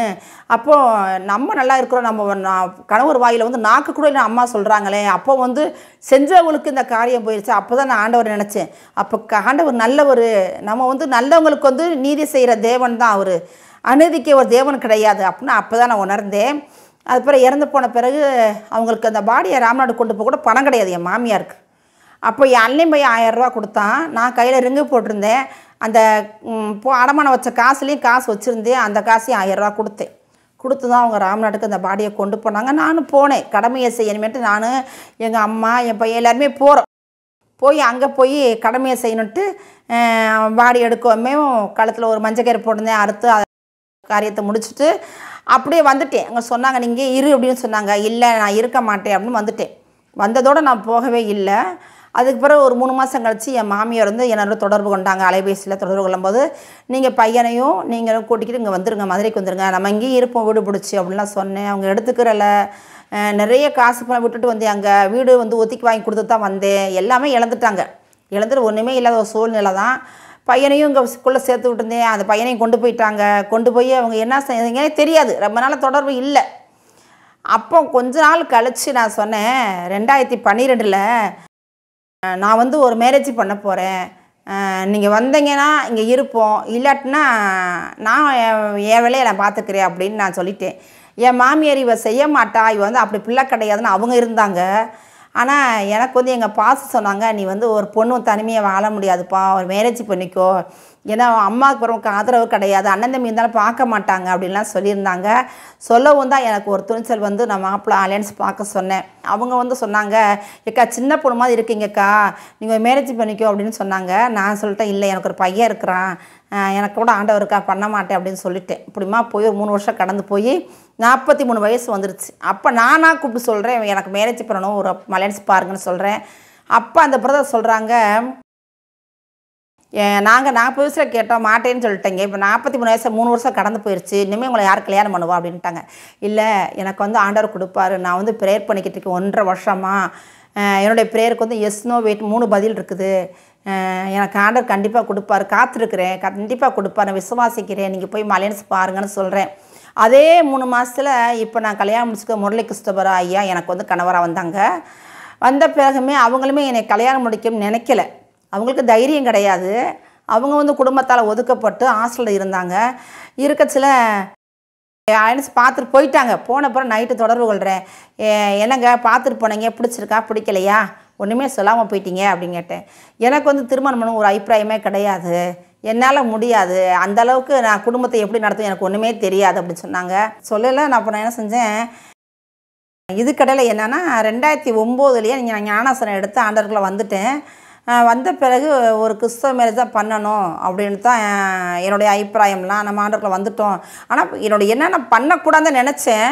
அப்போ எங்கள் பாஸ் தான் சொன்னாங்க, ஒரு பொண்ணு தனிமையாக உலகத்தில் வாழ முடியாதுப்பா, மேரேஜ் பண்ணால் தான் நீ வந்து ஒரு ஆணுக்கோ துணை பொண்ணாக துணையாக இருக்க முடியும் அப்படின்னு சொல்லவும் தான் சரின்ட்டு நான் ஒரு இதுனேன். ஆனால் என்னுடைய குடும்பத்தில் வந்து யாருக்குமே சம்மதம் கிடையாது, நான் மேரேஜ் பண்ணுறது யாருக்கும் சம்மதம் கிடையாது. எனக்கு எங்கள் பாஸ் சொல்லவும் தான் அப்போ என்னுடைய பதிலும் என்னென்னா எஸ் நோ வெயிட்னு என் ஜெபத்துக்கு ஒரு பதில் இருக்குது. ஒரு நாள் என்ன செஞ்சால் கடைசியில் இவங்க பார்க்க வார அன்றைக்கி வந்து நான் எப்பொழுதுமே என்னுடைய இது என்னென்னா காலைல 1 ஹவர் ஜெபம் பண்ணிவிட்டு 6 மணிக்கு முடிப்பேன். 5 மணிக்கு ஸ்டார்ட் பண்ணி 6 மணிக்கு முடிப்பேன். முடிச்சுட்டு வந்து டிவியில் வந்து பிளஸ்ஸிங் டிவி போட்டு ஆன் பண்ணி பார்ப்பேன். பண்ணையில் அன்னைக்கு நான் என்ன செய்கிறேன், பண்ணிக்கிட்டு இருக்கும்போதே எங்கள் அம்மா என்ன செய்கிறாங்க, உன்னை பார்க்குறதுக்கு ஒரு மாப்பிள்ளை வரானா, அவனும் கூருடைய, உன் தம்பியும் கூருடைய, நீயும் கூருடி, உங்கள் முன்னாடி கட்டி வைக்க முடியாது, அதனால் வந்து உன்னை பார்க்க ஒரு மாப்பிள்ளை வரானா, வர வேணான்னு சொல்லிடுன்ட்டு எங்கள் அம்மா என்னைய சொல்லிட்டு அவங்க ஒரு வளைகாப்புக்கு போயிட்டாங்க. போகவுமே நான் என்ன செய்ய அழுகிறேன், அந்த ஜெபத்துலேயே அழுகிறேன், கண்ணீர் என் மடி நிறைஞ்சு போச்சு. அழுதுட்டு என்ன செய்யறேன், டிவி ஆன் பண்ணுறேன், அங்கே ஆலன்பால் பேசுகிறார், பெற்றுக்கொள் மகளேன்னு சொன்ன வார்த்தை வந்துச்சு. அப்போ இது ஆண்டவர் தான் நம்மகிட்ட பேசுகிறாரு அப்படின்ட்டு என்ன செஞ்சுட்டேன், இதை முடிச்சுட்டு என் தம்பிக்கு ஒரு ஃபோன் பண்ணேன். ராஜி இந்த மாதிரி எனக்கு வந்து ஒரு அலையன்ஸ் இன்றைக்கி வராங்க, அவர் பேர் வந்து முரளி, அவங்களும் பிளைண்டு தான், நான் மனோபாளையம் கூட்டிகிட்டு வராராம், அம்மா இப்படி சொல்லிட்டு போகுதுடா அப்படின்னு என் தம்பிகிட்ட சொல்கிறேன். அப்போ என் தம்பி வந்து இந்த மனோபாளையம் பிரதருக்கு ஃபோன் போட்டு பேசுகிறான். பேசி கூட்டிக்கிட்டு வாங்க பார்ப்போம் அப்படின்னு என் தம்பியை சொல்லிட்டான். சொல்லமேவும் எங்கள் அம்மா போயிட்டாங்க. அப்புறம் அதுக்கு பிறகு எங்கள் அம்மா போன பிறகு மதியானமாக இவங்க வந்தால் நான் சொல்கிறேன், நீங்கள் இங்கே வர வேணாம்ப்பா, நீங்கள் சர்ச்சுக்கு வந்துடுங்க, எங்களுடைய பாஸ்டமாக தான் எனக்கு தாய் தகப்பேன், என்னுடைய சர்ச்சை விசுவாசம், என்னுடைய உறவுகள், எனக்கு வந்து சொந்த பந்தம், நான் ஒரு அனாதை, சொந்த பந்தம் யாருமே கிடையாதுன்னு சொல்லிட்டு சொன்ன பிறகு அப்போ என் தங்கச்சி ஊர்லேருந்து வந்திருக்கிறான், எங்கள் அண்ணன் பையன் வீட்டில் இருக்கிறான், இவங்க வந்துட்டாங்க. வந்த பிறகு எனக்கு ஃபோன் அடித்தாங்க வந்துட்டேன் அப்படின்ட்டு. அதுக்கு பிறகு நான் என்ன செய்கிறேன், என் தங்கச்சியே எங்கள் அண்ணன் பையனை கூப்பிட்றேன், நீ இந்த வயசில் கல்யாணம் பண்ணணும், அவனுக்கு கல்யாணம் தேவையா அப்படின்னு கேட்குறாங்க. அப்போ நான் சொல்கிறேன், குடும்ப நடத்த நான் கல்யாணம் முடிக்கலை, இனிமேல் போகிற காலகட்டங்களில் எனக்கு ஒரு துணை, நான் ஊழியம் செய்கிறேன், எனக்கு ஒரு துணை வேணும் அப்படின்னு தான் நான் கல்யாணம் முடிக்கிறேன் அப்படின்னு சொல்லிட்டு உங்களை கூட்டிகிட்டு போனால் என் தங்கச்சிக்கும் பிடிச்சிக்கிருச்சு, எங்கள் அண்ணன் பையனுக்கும் பிடிச்சி போனால் அப்போ பாஸ்டர் கேட்குறாரு, மூர்த்தி இந்த மாதிரி உங்கள் அத்தை வந்து கல்யாணம் பண்ண போகுது, கல்யாணம் பண்ணாமல் இருந்தால் நீ பார்த்துக்கிருவியா அவங்க அத்தையே அப்படின்னு கேட்குறாங்க. கேட்ட பிறகு சொல்கிறான், இல்லை என் ஒய்ஃப் வந்து முதல் குழந்தை பெற்றெடுத்துட்டா, இன்னும் அடுத்த ஒரு குழந்தை தான் நான் எப்படி எங்கள் அத்தையை பார்க்க முடியாது அப்படின்னு சொல்லிட்டான். அப்போ என் தங்கச்சியும் கேட்குறாங்க, சரி பிடிச்சிக்கிடுச்சு அப்படின்னு சொல்லவுமேவும், அப்போ ராணி உனக்கு ஏற்ற மாப்பிள்ளை தான், நீ மேரேஜ் பண்ணிக்கோ அப்படின்னு சொல்லவும் தான் என் கணவர் எங்கள் வீட்டுக்கு கூட்டிக்கிட்டு வரேன். எல்லாத்துக்கும் பிடிச்சி போச்சு. பிடிச்சி போயிட்டு இவங்க போயிட்டாங்க. போன பிறகு இவர் ஞானசனம் எடுக்கலை. நான் ஞானசனத்தை ஆண்டவருக்குள்ள இருக்கிறேன், இவர் ஞானசனம் எடுக்கலை, ஹாஸ்டலில் இருக்கிறாங்க. போன பிறகு தான் நைட்டு அவர்கிட்ட பேசுகிறேன், எனக்கு வந்து திருமணம் ஆனால் எனக்கு வந்து ஒரு குடும்ப பொறுப்பு எப்படின்னு தெரியாது, வைக்க தெரியாது அப்படிலாம் சொல்லிட்டாங்க. சொல்லிட்ட பிறகு தான் அப்போ அவர் கேட்குறாரு, நீங்கள் ஏன் செகண்ட் மேரேஜ் பண்ணுறீங்க, அதுக்கு காரணம் தெரியணும்னு கேட்குறாரு என்கிட்ட. அப்போ நான் எல்லாமே சொல்கிறேன், இந்த மாதிரிப்பா நான் இப்படிலாம் இருந்தேன் வச்சேன், இப்போ வந்து நான் தனிமையாக இருக்கக்கூடாதுன்னு சொல்லி எங்கள் பாசம் சொல்லவும் தான் நான் திருமணம் பண்ணணும்னு ஏற்பாடு பண்ணிக்கிட்டு இருக்கிறேன். இதில் என் குடும்பத்துக்குள்ள யாருமே அவங்களுக்கு கல்யாணம் பண்ணணும்னு விருப்பம் கிடையாது. ஆனால் வந்து பின்னால் பார்க்க போனால் இப்போயே நான் அம்மா வீட்டுக்கு வந்து 5 வருஷம் ஆகுது, யாருமே எனக்கு ஒரு வேளை கஞ்சி சாப்பாடு கூட கொடுத்தது கிடையாது, ஒரு துணிமணி எடுத்தது கிடையாது. அப்போ அம்மாவுக்கு பிறகு என்னை யார் பாப்பான்னு எங்கள் பாஸ் சொல்ல பிறகு தான்ப்பா நான் கல்யாணம் முடிக்கணும்னு முடிவெடுத்துருக்கிறேன் அப்படின்னு சொன்னேன். அப்போ அவங்களுமே சொன்னாங்க, நானும் 2001 கல்யாணம் முடிச்சிருக்கிறேன், கல்யாணம் முடிச்சு தான் நானுமே குடும்பத்தால் வெறுக்கப்பட்டு தான் அந்த பொண்ணு டைவர்ஸ் வாங்கிட்டு போயிடுச்சுன்னு இவங்க சொன்னாங்க. சொல்லவும் தான் அப்போ இப்படிமா இருக்கல, சரிப்பா வாங்க நான் அவங்கள எப்படியாவது இது பண்ணிக்கிறேன் அப்படின்னு சொல்லிட்டு சொல்லவுமே இவங்க சரின்னு சொல்லிட்டாங்க. நான் எங்கள் அம்மாட்ட கேட்டால் முடிவு சொல்லுவேன்னு சொல்லிட்டாரு. சொன்ன பிறகு அவங்க ஊருக்கு கம்போம். அப்போது ஒரு நாள் அவங்க வீட்டுக்கு அழுதுகிட்டே பஸ்ஸில் போகிறாரன், ஜவு பண்ணிக்கிட்டே போய் அவங்க அம்மாட்ட போய், அம்மா இந்த மாதிரிம்மா ஒரு பொண்ணு பார்க்க போனோம், இப்படி இருக்குது, அந்த பொண்ணு 5வது பொண்ணு, பூசாரி குடும்பம் தான், ஆனால் அந்த பிள்ளை கிருஷ்ணா மாறிடுச்சு, அவங்களுமே கிருஷ்ணா மாறிட்டாங்க, அவங்க குடும்பம்லாம் பெரிய கிருஷ்ணா மாறிட்டாங்க அப்படின்னு சொல்லாமேவும் அந்த அம்மா என்ன சொல்லிச்சு, என் மாமியார் நான் போய் பார்ப்பேன், பிடிச்சிருந்தா தான் அதை சம்மதிப்பேன், இல்லைன்னு சம்மதிக்க மாட்டேன் அப்படின்னு சொல்லிட்டாங்களாம். அப்போது இவர் சொன்னார், ராணி எங்கள் அம்மா இப்படி சொல்லிருச்சு அப்படின்னு சொல்லாமே உங்கள் அம்மா நம்பரை கொடுங்குங்க, நான் பேசுகிறேன்னு சொன்னேன். அப்போ இவங்க அம்மா செல் நம்பரை கொடுத்தாரு. கொடுக்கமே என் மாமியார்ட்ட ஃபோன் போட்டு பேசுகிறேன், நாங்கள் லவ் பண்ணுறோம், எங்களை பிரிச்சிங்க நல்லாவே நீங்கள் இருக்க மாட்டீங்க அப்படின்னு அந்த மாதிரி சொல்கிறேன். சொல்லாமே அவங்க என்ன செஞ்சாங்க, சரி மகளே நான் பிடிச்சிருந்தா உன்னையவே என் பையனுக்கு கட்டி வைக்கிறேன் அப்படின்னு சொல்லிட்டு ஒரு நாள் அவங்க கட்டுசோறு கட்டிக்கிட்டு வராங்க. வந்து அந்த மனோபாலங்க பிரதர் என் கணவரை கூப்பிட்டாங்க மொதல் பொண்ணு பார்க்க வரப்போ. அப்போ அவங்க வீட்டுக்கு வந்து தான் தங்கியிருந்துருக்குறாங்க, எனக்கு தெரியாது. இதுக்கடையில் நான் பெங்களூருக்கு போயிருந்தப்போ அங்கே போய் நான் ஊழியம் செஞ்சது, நான் ப்ரேயர் பண்ணது, நான் செய்தி கொடுத்தது எல்லாமே அவங்க ஃபோட்டோ எடுத்து வச்சுருந்தா காமிச்சாங்க. இதான் உங்கள் மருமக, நல்ல பொண்ணு, நல்லா ஊழியம் செய்வாங்க, நல்ல குணாதிசயம் அவங்க நிறைய இருக்குது அப்படின்னு சொல்லவுமே என் மாமியாருக்கு பிடிச்சி போச்சு. வரவுமேவும் தலையில் பூ வச்சு விட்டாங்க. பூ வச்சு விட்டுட்டு என்னை தனியாக கூப்பிட்டுலாம் பேசுகிறாங்க. பேசிவிட்டு என் குடும்பத்தை பார்த்துட்டு எல்லாத்துக்குமே பிடிச்சி போச்சு, சொந்தமாக பிடிச்சி போச்சு, பரவாயில்ல நான் நினச்ச மாதிரியே இருக்குது இந்த குடும்பம், இந்த பொண்ணையும் என் பையனுக்கு கட்டிடுறேன் அப்படின்ட்டு பாஸ்ட்டு வந்து என் பிள்ளைங்க 2 பிள்ளைங்க நீங்கள் தான் வாழ வைக்கணும், நான் உங்கள் கையில் ஒப்படைக்கிறேன் அப்படின்னு சொல்லவுமே அன்னைக்கே என் கணவரை எங்கள் சர்ச்சில் பாட்டு பாட விட்டாங்க. பாட்டு அன்றைக்கி பாஸ்டிங் பீரியட், இவரை பாட்டு பாடுறாரு. பாட்டு பாடாமே சரின்ட்டு பிடிச்சி போச்சு. பிடிச்சி போனோன்னா சரி அப்போ கல்யாணத்தை எப்போ இப்படிலாம் பேசி வச்சு வீட்டுக்கு வந்தாச்சு. வீட்டுக்கு வந்த பிறகு கடைசி அவங்க போய் மாமியார் போயிட்டாங்க, இவங்களும் போயிட்டாங்க. போன பிறகு தான் கல்யாணத்துக்கு என்ன செய்ய, ஆனால் கையில் நான் பணம் வச்சுருக்கேன், 45,000 வச்சுருக்கேன். அந்த பிரதர்கிட்ட சொல்கிறேன், சரிங்கக்கா பார்ப்போம்க்கா அப்படின்னு சொல்கிறாங்க. இவர் என்ன சொல்கிறாரு, இல்லை நான் வந்து இந்து முறைப்படி நான் தாலி கட்டணும் அப்படின்ட்டு. ஐயோ தாலி கட்ட சொல்கிறேன், என்ன செய்கிறது அப்படின்ட்டு நான் அடமான ரிங்கை மறுபடியும் திருப்பி அந்த ரிங்கையை கொடுத்துட்டேன், இந்தாங்க எனக்கு அந்த சிலுவை தாலி பண்ணுங்க அப்படின்னு சொல்லி கொடுத்துட்டேன் அந்த மனோபலங்க பிரதர்கிட்ட. அப்போ அவங்க என்ன செஞ்சுட்டாங்க, அந்த சிலுவை ஹார்ட் மாதிரி அவங்க பண்ணிட்டாங்க. பண்ண பிறகு சாப்பாட்டுக்கு என்ன செய்கிறது, எல்லாமே புடவையெல்லாம் எடுக்கணுமே, பட்டு புடவை எடுக்கணுமே, என்ன செய்கிறது அப்படின்னா அந்த பிரதர் வந்து கமிட்டி மெம்பர்கிட்ட கலந்து எல்லாமே எடுத்தாச்சு. எடுத்தால் சர்ச்சில் வச்சு கல்யாணம், ராஜா விட்டு கல்யாணமாக நடந்துச்சு. நான் அப்போ ஆண்டவர்கிட்ட கேட்டேன், ஏசப்பா என் கல்யாணம் எல்லோரும் வந்துடுவாங்க ஏசப்பா, நீங்கள் தானே எனக்கு வந்து பதில் கொடுத்தீங்க, பெற்றுக்கொள் மகளேன்னுலாம் சொன்னீங்க, என் ஜெபத்துக்கு வந்து காற்று வெயிட் பண்ணு சொன்னீங்க, வெயிட் பண்ணேன், எனக்கு நல்ல ஒரு கணவரை கொடுத்தீங்க, எங்கள் மேரேஜுக்கு நீங்கள் வரணும் ஏசப்பா அப்படின்னு நான் கேட்டப்போ என்னுடைய மேரேஜுக்கு அந்த எங்கள் பாஸ்டர் வந்து 2 பேர் கையும் கோர்த்து ஒயரோடி பிடிக்கும்போது ஆண்டவர் வந்து என் கையை பிடிச்சார். நல்லா நான் உணர்ந்தேன், என்னையும் ஆவிக்குறி கண்களை பார்த்தேன். அப்போ என்னை அறியாமையே அபிஷேகம் நிரம்பி கண்ணீர் தாரையாக ஓடுச்சு. அப்போ தான் சொன்ன, நன்றி ஏசப்பா என் கல்யாணத்துக்கு உங்களுக்கு சம்மதம், இது வந்து பரிசுத்த விவாகம் ஆண்டவரே, நான் வந்து சுயத்தில் நான் பண்ணலை, நீங்கள் கொடுத்த கணவர் அப்படி சொல்லிட்டு அன்னையிலேருந்து அந்த பிரதருமே சொன்னாங்க, இதுலேருந்து நீங்கள் உங்கள் குடும்பத்தை நீங்கள் பார்த்துக்கோங்கக்கா அப்படின்னு சொல்லிட்டு என் கையில் ஒரு 10,000 கொடுத்துட்டு ஒரு வீடு பிடிச்சி வச்சுட்டு அந்த பிரதர் போயிட்டாங்க. போன பிறகு இதுக்கடையில் ஒரு காரியத்தை நான் சொல்ல மறந்துட்டேன். அம்மா வீட்டில் இருக்கும்போதே ஒரு பாஸ்டர் சேவியர்னு ஒரு பாஸ்டர், நான் வந்து அந்த நாட்களில் அம்மா வீட்டில் வந்து இருக்கிறப்போ ஆனையூரில் வந்து மாதத்துக்கு ஒரு நாள் இங்கே வந்து ப்ரேயர் நடக்கும். அந்த ப்ரேயருக்கு நானும் அம்மாவும் போவோம். போகையில் ஒரு நாள் அன்றைக்கி நான் ஒயிட் சாரி கட்டிட்டு போயிருக்கிறேன். பாஸ்ட்டுமே ஒயிட் ட்ரெஸ் போட்டு தான் போட்டு நின்று எதுக்கு நிற்கிறாரு. மைக்கை பிடிச்சி பேசிகிட்டு இருக்காங்க. நான் எதுக்கு அப்படின்னு நான் ஆராய்ச்சிக்கிட்டு இருக்கேன் ஆண்டவரை. அப்போ ஆண்டவர் வந்து அந்த பாஸ்ட் வெளிப்பாடு கொடுத்துருக்காரு. என்னென்னா, உனக்கு எதிராக ஒரு பொண்ணு நிற்கிறா. அவள் வந்து ஒயிட் சாரி கட்டியிருக்கிறா. அவள் பேர் வந்து ராணி. ஆனால் அவளை குறித்து நான் ஒரு திட்டம் வச்சுருக்கிறேன். அவள் வந்து என்னுடைய புள்ள. அவளுடைய வாழ்க்கை வந்து சிறு வயசில் ஊழியம் செஞ்சப்பயே அவளுக்கு வந்து பார்வை இருந்துச்சு. அதுக்கு பிறகு பெற்றோர் வந்து இந்துக்களை கொண்டு வந்து ஒரு பூசாரி குடும்பம் திருமணம் பண்ணி கொடுத்து அங்கே போய் கண் பார்வை இழந்து கணவரால் அவள் பாதிக்கப்பட்டு இப்போ அங்கேருந்து கைவிடப்பட்டு எங்கே போகும்னு சொல்லி அந்த இடத்துல தொங்குன மாதிரி நிற்கிறா. அவளுடைய வாழ்க்கை என்னுடைய கரத்தில் இருக்குது. ஒப்பு கொடுக்க சொல்லு. பிரகாசமான வாழ்க்கை ஒன்று இருக்குது அப்படின்னு ஆண்டவர் பேசியிருந்துருக்கிறார். இது எனக்கு தெரியாது. நான் முடிச்சுட்டு அப்போல்லாம் பசு வசதிலாம் கம்மி, சேராட்டவும் கம்மி. அப்போது ஒரு ஆட்டோ கிடச்சிச்சு. அப்போ எங்கள் அம்மாட்ட வாங்கம்மா வீட்டுக்கு போயிடுவோம் நம்ம அப்படின்னு சொல்லிட்டு நாங்கள் வந்துட்டோம். வந்த பிறகு 3 வாரம் என்னை வந்து தொடர்பு கொள்கிறாரு. 3 வாரமும் நாங்கள் வந்து எங்கள் சர்ச்சிலேருந்து கிராம ஊழியத்துக்கு நாங்கள் போய்கிட்டு இருக்கோம். இல்லை பாஸ்டர் இப்போ வராதிங்க, நாளைக்கு வராதிங்க, நாங்கள் வந்து கிராம ஊழியத்துக்கு போய்கிட்டு இருக்கோம் அப்படின்னு சொல்லிட்டேன். பாஸ்டர் பேர் வந்து சேவியர், மானாமலேருந்து வந்திருக்கிறார். ஒரு சுவிசேஷகர் இருக்கிறார், இன்னமும் இருக்கிறாங்க.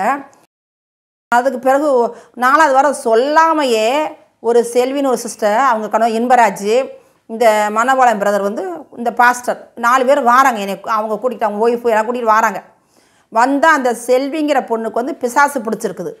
பிசாசு பிடிச்சா இந்த பாஸ்டர் வந்து எங்கள் அம்மாட்ட எவ்வளவோ சொல்கிறாங்க. வீட்டில் வந்து உட்காந்து ப்ரேயர் பண்ணிவிட்டு என் வாழ்க்கையில் என்ன நடந்துச்சு அவ்வளவு புட்டு வைக்கிறாங்க. என்னமோ நான் சொன்ன மாதிரியும் அவங்க கேட்டு மறுபடியும் என்கிட்ட சொல்கிற மாதிரியுமா எல்லாமே சொல்கிறாங்க. அப்போ பாஸ்டர் இதெல்லாம் நான் சொல்லவே இல்லை, எப்படி கிளீனாக சொல்கிறீங்கன்னு கேட்குறேன். நீங்கள் சொல்லலை சிஸ்டர், நீங்கள் வந்து ஆனையூருக்கு முதல் வாரம் வந்தீங்க. வந்தப்போ ஆண்டவனோட பேசினார். பேசிட்டு தான் நான் வந்து மனோபாலன்ட்ட ராணினா யார், அவங்க ஒயிட் புடவை கட்டியிருக்காங்க மனோபாலன்ட்ட கேட்டேன். மனோபாலன் பார்த்துட்டு இல்லை அவங்க போயிட்டாங்களே அப்படின்னு சொல்லவும் தான் 3 வாரம் கான்டாக்ட் பண்ணி உங்களை பிடிக்க முடியல, அவங்க சொல்லாமே வந்துட்டோம் அப்படின்னு சொல்லிட்டாங்க. சரின்ட்டு அப்போ எங்கள் வீட்டு மாடியில் வந்து கூட்டிகிட்டு போயிட்டாங்க. கூட்டிகிட்டு போய் எங்கள் அண்ணன் மூத்த மருமக பேர் மரியாள், அவளும் வந்து ஒரு ஊழியக்கார பொண்ணு தான். அவளையும் கூட்டிகிட்டு போயிட்டாங்க. எங்கள் அம்மா எல்லாருமே போயிருக்கோம். செல்விங்கிற சிஸ்டருக்கு பிசாசு பிடிச்சிருக்குது, சர்ப்பத்தி நாவி பிடிச்சிருந்துச்சு. அப்போது அந்த பாச சொன்னார், உங்களுக்குள்ளே வரங்கள் செயல்படுது, நீங்கள் வந்து செல்வி தலையில் கை வைங்க அப்படின்ட்டாங்க. இது என்னடா இப்படின்னு திடீர்னு சொல்கிறாங்க அப்படின்ட்டு அவங்க தலையில் கை வச்சேன். அப்போ என் அண்ணன் மருமக அவள் கரத்தை வந்து அவங்க வயிற்றில் செல்வி வயிற்றில் வைங்கன்னு சொன்னாங்க. அந்த பொண்ணு வச்சுட்டு நான் என்ன செஞ்சேன், ப்ரேயர் பண்ணுங்கன்னு சொன்னாங்க. ப்ரேயர் பண்ணுனா அந்த செல்விங்கிற சிஸ்டர் வந்து பாம்பு மாதிரி நெளிஞ்சு டபக்குரு கீழே விழுந்துட்டாங்க. உழுகமே எனக்கு இது விவரம் தெரியல, இது என்ன கீழே விழுந்துட்டாங்க கத்துறேன். அப்போ அந்த சொன்னார், இல்லை நீங்கள் வந்து உங்களுக்குள்ள வரங்கள் செயல்படுது, விடுதலை அதாவது விடுதலை ஆகிட்டாங்க. அவங்க சர்ப்பத்திலாம் வெளியேறிச்சு, அவங்கள விட்டு அவங்க ரிலீஃப் ஆகிட்டாங்கன்னு சொல்லிட்டாங்க. அதுக்கு பிறகு சிஸ்டர் நல்லா இருந்தாங்க. அப்போ அந்த மனபாலங்க பிரதர் அவங்க ஒய்ஃப் வந்து ஜெனிஃபர், அவளுக்கு வந்து குழந்தை கிடையாது, கல்யாணம் முடிச்சு 4 வருஷம் குழந்தை கிடையாது. அப்போ நானாக சொல்கிறேன், ஜெனிஃபர் நீங்கள் எப்படி விசேஷமா, இல்லை சும்மா தான் இருக்கிறேன் ஆண்டி அப்படின்னு சொன்னால், நான் சொன்னேன் இல்லை நீ அடுத்த மாதமே நீ கன்சீவ் ஆகிடுவேன், நல்ல ஒரு செய்தியை நீ கேட்ப அப்படின்னு சொல்லிட்டு அடுத்த மாதம் நாங்கள் தேடுவோர் முகாமுக்கு திருநெல்வேலி போயிட்டோம். திருநெல்வேலி போன பிறகு ஜெனிஃபர் அம்மாவுக்கு முடியலன்ட்டு ஜிஹெச்சில் அட்மிட் பண்ணியிருக்கிறாங்க. அட்மிட் பண்ணால் அவள் என்ன செய்கிறா, அந்த மனபாலம் பிறகு எங்களோட வந்துட்டாங்க திருநெல்வேலிக்கு. வந்த பிறகு இவள் ஃபோன் போடுறா, எனக்கு வந்து வாமிட்டிங் இருக்குது, முடியலை என்னால் அப்படின்னு சொல்லிட்டு. அப்போ இந்த பிரதர் நீங்கள் இருங்க, நான் இப்போ போயிட்டு நான் சாயங்காலத்துக்குள்ளே வந்துடுவேன் அப்படின்னு காலையிலே கிளம்பிட்டாங்க. வந்த பிறகு அந்த பிரதர் என்ன செய்கிறாங்க, என்ன பிரதர் என்ன ஜெனிஃபர் எப்படி இருக்கா கேட்குறேன். இல்லைக்கா அவளுக்கு அந்த ஆசிரி வாடை பிடிக்கல, அந்த பினாயல் வாடை பிடிக்கல அப்படின்னு சொல்கிறாங்க. இல்லை நீங்கள் போய் முகாம் முடிஞ்ச பிறகு நீங்கள் போய் கன்ஃபார்ம் பண்ணிவிட்டு எனக்கு நல்ல செய்தி சொல்லுவீங்க அப்படின்னு நான் சொல்கிறேன். சொன்ன பிறகு அதே மாதிரி 3 நாள் தான் போயிட்டு கன்ஃபார்ம் பண்ணிட்டு அக்கா ஜெனிஃபர் கன்சீவாக இருக்கிறாக்கான்னு சொன்னாங்க. கர்த்தருக்கு ஸ்தோத்திரம் அப்படின்னு சொல்லிட்டு அப்பையும் நினச்சேன், ஆஹா அப்போ விசுவாசம் வர செயல்படுது அப்படின்னு நினச்சிட்டு நானாக நினச்சிட்டு இருந்துட்டேன். இருந்த பிறகு கடைசியில் என் கணவரையும் ஞானஸ்நானம் எடுக்க வச்சு தான் திருமணம் பண்ணேன். நான் அவங்களையும் ஆண்டவர்களை கொண்டு வந்து திருமணம் பண்ணேன். அப்படிமா இருந்து வீடு பிடிச்சி வச்சுட்டு போயிட்டாங்க. போன பிறகு அந்த மனோபாலம் பிரதர் தான் இவங்களை வந்து ஊழியத்துக்காக கூட்டிகிட்டு போவாங்க வைப்பாங்க, இப்படிலாம் இருந்தது. இருந்த பிறகு கடைசியில் அவங்க என்ன செஞ்சிட்டாங்க, சென்னைக்கு போயிட்டாங்க. சென்னைக்கு போகவும் என் கணவர் வந்து பேக் கம்பெனியில் கல்யாணத்துக்கு முன்னாடி வேலை பார்த்தாங்க. அந்த பேக் கம்பெனிக்கு இவர் அனுப்புவேன். ஒரு வாரத்தில் வந்து 4 நாள் போவாங்க, 3 நாள் வீட்டில் வச்சுருவேன். ஏன்னா அது வந்து ஆஸ்ப்ரோ சீட்டு, பேக்கும் சூடு, இவருக்கு வந்து உடம்புக்கு முடியாமல் போயிடும் அப்படின்ட்டு 3 நாள் வீட்டில் வச்சுருவேன். ஒரு நாள் சம்பளம் வந்து 70 ரூபா தான். இவங்க 2 பஸ்ஸு மாறி போகணும், பைக்ராவுக்கு போகணும். இந்த 70 ரூபாவில் வீட்டு வாடகை வந்து 1800 ரூபா, கரண்ட் பில்லு, கேபிள் டிவி இதெல்லாம் சேர்த்து 2000 வந்துடும். எனக்கு வந்து இந்த முதியோர் இந்த ஊனமுற்ற பென்ஷன் வந்து 1000 ரூபா வரும். என் கணவருக்கு 1000 ரூபா வரும். என் கணவருடைய பணத்தை அவங்க மாமியார் கம்பத்தில் வாங்கிடுவாங்க. என் பணம் மட்டும் தான் என் கையில் இருக்கும். 70 ரூபா சம்பளத்தில் நாங்கள் என்ன செய்வோம், ஒரு நாள் சோறாக்கி, அப்போ ரொம்ப கஷ்டம் எங்கள் வீட்டில், ரேஷன் அரிசி சோறு தான். ஒரு நாள் சோறாக்கி, அப்போ அடுப்பெல்லாம் எங்களுக்கு வந்து கேஸ் அடுப்பு கிடையாது, பின் போடுற அடுப்பும் ஏர் ஸ்டவ்வும் தான். எனக்கு பின் போட தெரியாது, பார்வை தெரியாதனால பின் போட தெரியாது. அப்படிமா இருந்து காலைல 7 மணிக்குள்ளே 7:30க்குள்ளே எங்களுக்கு சமைச்சி வச்சு வேலைக்கு அனுப்பணும். 2 அடுப்பு பற்ற வச்சு வேலை பார்ப்பேன். ஒரு நாள் சமையல் செய்து சோறாக்கி பழைய சோறை போட்டு நான் 3-4 நாள் அப்படி வச்சுக்கிருவேன். குழம்பு வச்சாலும் அப்படித்தான். ஏன்னா கையில் பணம் இல்லாத ஒரு சூழ்நிலை. 1 ரூபா காசை பார்க்குறோம், பெரிய கஷ்டமாக இருக்கும். என் கணவருக்கெல்லாம் 16 ரூபா கொடுத்து விடுவேன். 2 ரூபா டீ குடிச்சு மிச்ச காசை கொண்டு வருவார். எதுவும் வாங்கினாலும் என் கணவருக்கு எதுவும் வாங்கிட்டு வரோம், இல்லைப்பா எதுவும் வேணாம்ப்பா, அது இருந்தாலும் செலவுக்கு ஆய்க்கிறோம் அப்படின்னு எடுத்துக்கிருவேன். இதில் எங்கள் அம்மா கொஞ்சம் சப்போர்ட் பண்ணாங்க எனக்கு. மாதமாக வாரம் எனக்கு காய்கறி வாங்கி கொடுப்பாங்க கொஞ்சம். அப்புறம் வந்து இந்த சிக்கன் சில்லறை தான் வாங்கி கொடுப்பாங்க. கறி வாங்கலாம் அப்போ காசில் எங்கள் அம்மாலே கஷ்டப்பட்டாங்க, பெரிய குடும்பம் அவங்க குடும்பம். அப்போது எங்கள் அம்மா வந்து சில்லறை வாங்கி கொடுப்பாங்க. சரி இப்படிமா சாப்பிட்டுக்கிட்டு இருந்தாலும் அப்போ ஆண்டவர்கிட்ட கேட்பேன், ஏசப்பா நான் உங்கள் பிள்ளை, நான் செல்ல பிள்ளை, உங்களுக்கு எனக்கு மீன் சாப்பிட்ணும் ஆசையாக இருக்குது, கறி சாப்பிட்ணும் ஆசையாக இருக்குன்னு அப்படி கேட்பேன். ஆனால் நான் எப்படி கேட்குறனோ அதே மாதிரி ஆண்டவர் அதை கேட்டு ஒரு வாரத்துக்குள்ளே எப்படியாவது எனக்கு பச்சை மீன் இல்லை குழம்பு வச்சோ இல்லை பொரிச்சோ எனக்கு அழகாக ஆண்டவர் ஃப்ரெஷ்ஷாக கொடுப்பார். அப்போ நான் ஆண்டவரை பரவாயில்ல, நம்ம ஜெபத்தையும் ஆண்டவர் கேட்டு கொடுத்துருக்குறாரு அப்படின்னு சந்தோஷப்பட்டு நன்றி சொல்லி சாப்பிடுவேன். அதே போல் கையில் மதியான டயத்தில் என் கணவர் வந்து அவங்க வேலை பார்க்குற அந்த கம்பெனிலையும் மதியானம் லஞ்சு முடிச்சு ப்ரேயர் பண்ணுவாங்களாம். நானும் அதே மாதிரி மதியானம் ப்ரேயர் பண்ணுவேன். ப்ரேயர் பண்ணுறப்போ 1 ரூபா காசு அந்த உள்ளங்கையில் வச்சுட்டு இப்படி ப்ரேயர் பண்ணுவேன். ப்ரேயர் பண்ணிட்டு வந்து பனிக்கிட்டு கிளியே ஏசப்பா என்ன செய்ய முதுகில் தட்டி கொடுத்து என்னை அப்படியே அணைச்சிக்கிடுவார். கவலைப்படாத மகன். அப்படி நான் இருந்த காலத்தில் மறுநாளே எனக்கு காசு எந்த வழியிலேருந்து வந்துடும். என் கணவர்கிட்ட சொல்லுவேன், எப்பா நான் ப்ரேயர் பண்ணேன்ப்பா, ஆண்டவர் தட்டி கொடுத்தாருப்பா, தோலை தட்டி கொடுத்தாருப்பா அப்படின்னு சொல்லுவேன். மறுநாள் அந்த பணம் எப்படியாவது வந்துடும். இப்படிமா இருந்துச்சு. இதுலேயுமே நான் சீட்டு போடுறதுக்கும் காசு ஒதுக்கி சீட்டு போட்டேன். அப்படிலாம் இருந்துச்சு. கடைசி 1 வருஷம் நாங்கள் கஷ்டப்பட்டோம். 1 வருஷத்துக்கு பிறகு 2வது வருஷம் ஆண்டவர் நாங்கள் சர்ச்சுக்கு போய்கிட்டு இருக்கல. ஆண்டவர் ஏசாயா 48:15 பேச நானே அழைத்தேன், நானே வழியை வாய்க்க பண்ணுவேன் அப்படின்னு அந்த வசனம் பேசினார். பேசுமே அப்பா இவங்களோட சொன்னேன், எப்பா ஆண்டவர் அழைக்கிறாருப்பா ஊழியத்துக்காக, நீங்கள் வேலையை விட்டுருங்க அப்படின்னா இவர் நம்பலை, எங்கள் கணவர் நம்பலை. அப்புறமா நீ என் தாசர் உண்மையில் நான் மகிமை அடைகிறேன் அப்படின்னு 2வதும் அந்த வார்த்தை பேசுவோம். அப்போ எங்கள் கணவர் சரிப்பா நான் வேலைக்கு போகலை, நான் வீட்டில் இருந்து ஊழியம் செய்வோம் அப்படின்ட்டு இருந்துட்டாங்க. இருந்த பிறகு அப்போது யோப்பு தங்க ஆமாம் எங்கள் பாச சொன்னாங்க, பைபிள் கலைச்சி படிங்க 2 பேருமே அப்படின்னு சொன்னாங்க. இதுக்குள்ளேயே எங்கள் மாமியார் 2வது வரம் கல்யாணம் 2வது வருஷத்துலேயே வீடு ஒத்திக்கி வாங்கி கொடுத்துட்டாங்க. 1 லட்ச ரூபாய்க்கு ஒத்திக்கி வாங்கி கொடுத்துட்டாங்க. ஒத்திக்கி வாங்கி கொடுக்கவும் அப்போ இந்த 1000 rupees வந்து எனக்கு வந்து ஒரு மிச்சமாக இருந்துச்சு.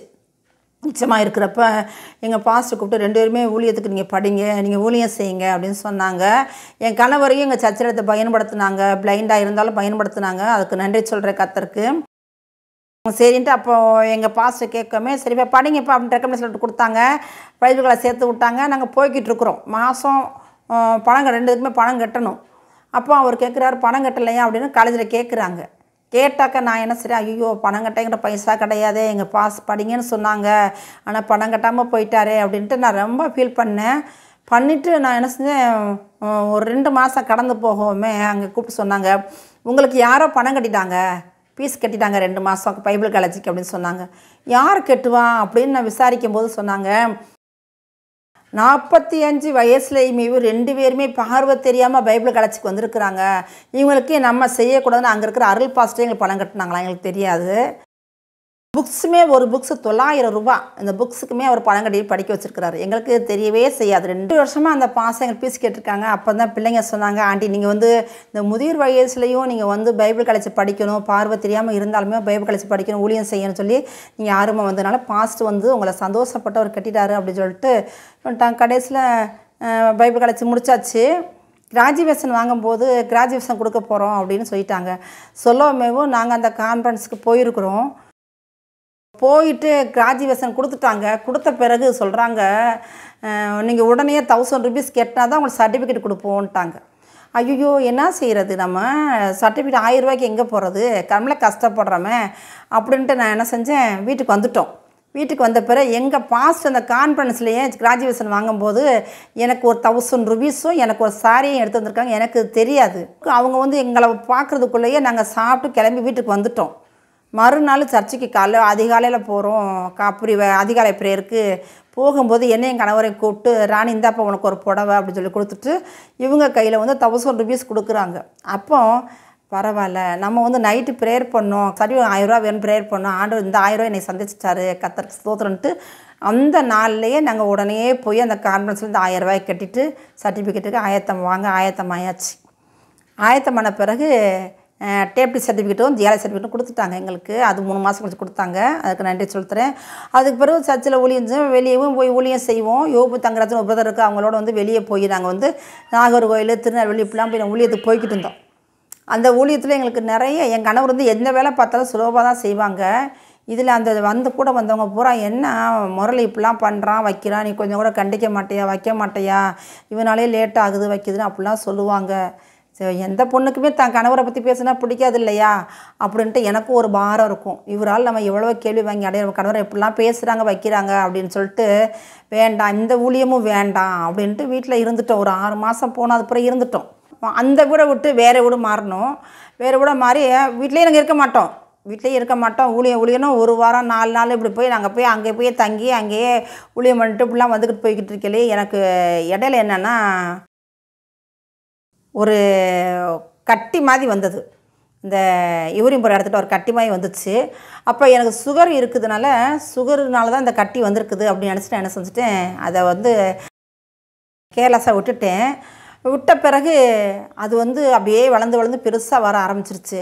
பெருசாக வர அதை நோண்டி அது உடைய வச்சு அது வந்து ஒரு 25 ஆசு அகலத்துக்கு ரவுண்டாக வந்துருச்சு. வரவுமேவும் எனக்கு தெரியாதனால நான் என்ன செஞ்சுட்டேன், என்னன்னு தெரியலையே அப்படின்னு அதை விட்டுட்டேன். அதே போல் என்னுடைய ஆசன வாயுவிலையும் ஒரு பொட்டு கணக்காக ஒன்று வந்துருந்துச்சு. அது என்னன்னு தெரியாது, அதுவும் விட்டுட்டேன். கடைசியில் அதுவும் வளர்ந்து நீளமாக வந்துருச்சு. நீளமாக வரவும் எனக்கு வந்து அது வந்து 6 மாதம் கழிச்சு தான் பெருசாக வரவும் தான் என்னால் உட்கார முடியலை. அதாவது அந்த ஆசனம் கடப்பாரை கம்பி வச்சு குத்துனா எவ்வளோ வலி இருக்கும், அப்படி ஒரு வலி வரவும் தான் நான் என்ன செய்கிறேன், எங்கள் சர்ச்சை ஒரு அக்காவை கூப்பிட்டு காமிக்கிறேன், எனக்கு இப்படி இருக்குது, இது என்ன பாருங்க அப்படின்ட்டு. அப்போது நான் என்ன செய்கிறேன், ரத்தமாக இருக்குதுக்கா, அது என்னன்னு தெரியல அப்படின்ட்டு. இதுக்கு முன்னையே நான் பயில் செஞ்சு எல்லாருமே சொல்லவும் அதுக்கும் நான் மறந்து எடுத்துக்கிட்டு இருக்கிறேன். அப்போ தான் பாஸ்டர் டேனியல் ஐயா வாராது, என்னுடைய சாட்சி எடுக்க வாராரு. வரவும், சிஸ்டர் உங்கள் முகமே சரியில்லை, நீங்கள் போய் டாக்டரை போய் கன்சல்ட் பண்ணுங்கள், டாக்டர் கன்சல்ட் எதுவுமே சாப்பிடாதீங்க, போய் ஹாஸ்பிட்டலில் பாருங்கள், நான் சாட்சி கூட அப்புறம் வந்து எடுத்துக்கிறேன்னு சொல்லிட்டு அவர் போயிட்டார். போகவும் தான் என்ன செய்கிறேன், ஆஸ்பத்திரிக்கு போகிறேன். ஆஸ்பத்திரிக்கு போனால் எனக்கு ஆஸ்பத்திரி எங்கே இருக்குன்னு தெரியாது, என் கையில் பணம் இல்லை, என்னை கூட்டிகிட்டு போக ஆள் இல்லை, நானும் எங்கள் 2 பேருமே பிளைண்டு. அப்போது என்ன செய்கிறது அப்படின்னு ஒரு சிஸ்டர் திருநங்கமத்தை ஊழியம் செய்கிறாங்க, பேர் அதிஜான்.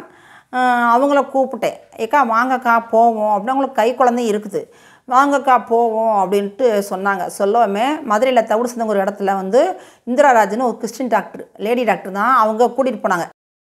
கூட்டிகிட்டு போகாமே அவங்க தான் என்ன செஞ்சு, இல்லை நான் நம்பலை, இதை வந்து இந்த கட்டியை வந்து எடுக்கணும், அதனால் வந்து நீங்கள் போய் ஸ்கேன் பண்ணிட்டு வாங்க இது என்னான்னு அப்படின்னு சொல்லிட்டாங்க. சரின்னு ஸ்கேன் பண்ண போனோம். அவங்க நினச்சிட்டாங்க கேன்சர்னு சொல்லிட்டாங்க. இந்தம்மா இல்லை இன்னும் சரியாக கிளியராக தெரியலை அப்படின்ட்டு எம்ஐஆர் ஸ்கேன் எடுக்கணுட்டாங்க. அங்கே போனால் ₹6500 கட்டணும். ₹6500 வந்து இவங்க வந்து ₹5000 தான் எனக்கு வச்சு செலவழிச்சிக்கிட்டு இருக்காங்க இந்த சிஸ்டரு. அங்கே போகாமல் என்ன செய்கிறோம்னு மோசஸ் மாரியப்பன்னு சால்வேஷன் ஆஃப் இந்தியான்னு ஸ்தாபகராக இருக்கிறார், ஊழியம் செய்கிறாங்க. அவரை கான்டாக்ட் பண்ணவும், தம்பி இப்படி இருக்குதுங்கப்பா அப்படின்னு. அக்கா நீங்கள் போங்க, நான் வந்துடுவேன்க்கா அப்படின்ட்டாங்க. சரி நாங்கள் போய் நாங்கள் வந்து ஸ்கேன் எடுத்துட்டோம். எடுத்தப்பறம் தம்பி தான் வந்து எனக்கு ₹6000 கட்டுறாங்க. கட்டிட்டு அங்கே ஃபுல்லாக சொல்லிச்சு 3வது ஸ்டேஜுக்கு போயிடுச்சு கேன்சர் அப்படின்ட்டாங்க. ஸோ அதை விட்டுட்டு என்ன செஞ்சோம், அக்கா நீங்கள் வந்து புதூரில் வந்து வள்ளல்னு ஒரு டாக்டர் இருக்கிறாரு, புவனேஸ்வரி கிளினிக்கு நீங்கள் கேட்டுங்க போங்க, நான் அவர்கிட்ட பேசுகிறேன், அவர் தான் நம்ம டாக்டருக்கு கைக்குள்ளே இருக்கிறவர் அப்படின்னு சொல்லிட்டாங்க. அங்கே போய் பார்த்தாலுமே அவர் பார்த்து சொல்லிட்டாரு, இது 3வது ஸ்டேஜ், நான் 1 2 பார்ப்பேன், இது வந்து 3rd 4th நான் பார்க்க மாட்டேன், நீங்கள் ஆசீர்வாதத்தில் ஜிஹெச்சுக்கு போய் எழுதி கூட தாரேன் அப்படின்னு சொல்லிட்டாங்க. சரின்னு அவர் வந்து ஆசீர்வாதத்துக்கு எழுதி கொடுத்தாரு. ஆசீர்வாதத்துக்கு சிஸ்டர் கூட்டிகிட்டு போகிறாங்க. இந்த ரதிஜாங்கிற சிஸ்டர் கூட்டிகிட்டு போகிறாங்க. அங்கே வந்து கன்சல்ட் ஃபீஸ் 100 ரூபா தான். கூட்டிகிட்டு போன பிறகு டாக்டர் இந்த ஸ்கேன் ரிப்போர்ட்டை நம்பலை. பாஸ்ட்டு பேர், அந்த டாக்டர் பேர் வந்து ஜெபசிங். நான் போகவே அவர் பாஸ்ட்டு அந்த டாக்டர் வந்து ராணி கிறிஸ்டோபர் இவங்களை பற்றி பாஸ்ட்டும் என்கிட்ட பேசிட்டாரு, சாரும் பேசிட்டாங்க, வாங்க அப்படின்னு கூப்பிட்டு உட்கார வச்சுட்டு, நான் இந்த ஸ்கேன் ரிப்போர்ட் நம்பலை, இன்னொரு டெஸ்ட் எடுக்கணும்னு சொன்னாங்க. என்ன டெஸ்ட்டு டாக்டர் அப்படின்னு கேட்டேன். பயாப்சி பண்ணணும், சதை எடுத்து அனுப்பணும்னு சொல்லிட்டாங்க. சரின்னா அதுக்கு எங்கள் பணம் இல்லை. பணம் இல்லைன்னா ஒரு காலகட்டங்களில் ஒருத்தவங்ககிட்ட ஒரு 4000 ரூபா கொடுத்து வச்சுருந்தேன். அதை நான் மறந்துட்டேன். அந்த நாளில் அதை ஞாபகப்படுத்தினா போலவே அவங்க நினச்சிட்டாங்க, கூகுள் பே அனுப்பிச்சி விட்டாங்க. அந்த காசை வாங்கி தான் பயாப்சி பண்ணுறதுக்கு கட்டிட்டு பயாப்சினா எனக்கு என்னன்னே தெரியாது. கடைசியில் கொண்டு போய் மயக்க ஊசி போடுறாங்க. மயக்க ஊசி போட்டால் மயக்கமே வரலை. 3 ஊசி போடுறாங்க. ட்ரில்லிங் மிஷின் வச்சு கட் பண்ணுறாங்க. என் உயிரே போகுது. அப்போ நான் சொல்கிறேன் என்னென்னா, என்னை ஊசியை போட்டால் கொன்றுங்க, என்னை வேதனை தாங்கணும்னு சொல்கிறேன். அப்போ டாக்டர், அம்மா உங்களுக்கு தான் அப்படி பேச தெரியுமா, எங்களுக்கும் பேச தெரியும் அதோட அப்படின்னு சொல்லிட்டு பண்ணி முடிச்சிட்டாங்க. பண்ணி முடித்த பிறகு என்னை உள்ளே போட்டுட்டு வந்து இந்த ரதிஜானுங்க சிஸ்டர்ட்டையும் எங்கள் அண்ணன் மருமக மூத்த பொண்ணு இருக்கிற அவட்டையும் சொல்லியிருக்காங்க, இந்த அம்மா எப்படி 1.5 வருஷமாக உயிரோடு இருந்தாங்க. ஏன்னா மோசம் போக இடம் இல்லை, சாப்பிட்ட ஆகாரம் எங்கிட்ட கூட்டி போச்சு அப்படின்னு அவர் கேட்டிருக்கிறார். இந்த அம்மா இன்னும் செத்து போயிருக்கணுமே, எப்படி உயிரோடு இருக்கிறாங்க, அவர் முஸ்லீம், அவர் கேட்டிருக்கிறாரு. அப்போ இவங்க சொன்னாங்களாம், இல்லையே அந்த அக்கா வந்து நல்லா மோசம் போய் ஃப்ரீயாக போய்கிட்டு இருந்துச்சு அப்படின்னு தான் சொன்னாங்க, இந்த வேதனைனால தான் அவங்க பாசிட்டிக்கு வந்தது அப்படின்ட்டு. அப்போ அவர் சொல்லியிருக்கிற ஆசிரமம் ஃபுல்லாக கட்டி வந்து அடைச்சிருச்சு, வெளியே போகவே கம்ப்ளீட்டாக இடம் இல்லை. இப்போ நாங்கள் அவ்வளவும் பயாப்சி பண்ணுறப்ப எல்லாம் எடுத்துருக்குறோன்னு ஒரு 300 கிராம் எடுத்துக்கோ இவங்க தான் போய் கொடுத்துருக்காங்க டெஸ்ட்டுக்கு. சரின்னு ஒரு 10 நாள் கழித்து டெஸ்ட்டு வந்துருச்சு, ரிப்போர்ட் வந்துருச்சு. வந்தால் ஆசன வாயுவில் தான் கேன்சரு, ஆசன வாயு ஃபுல்லாப்பா அந்த குடல் பரவி கெர்ப்பப்பை வாசல் வந்து நிற்குது அப்படின்னு சொல்லிட்டாங்க. ஆனால் எனக்கு அந்த இடத்துல பூரா பொக்கலமாக பெருசாக இருந்துச்சு. அந்த இதே தெரியாமல் அப்படி ஒரு வீக்கம் வேதனை.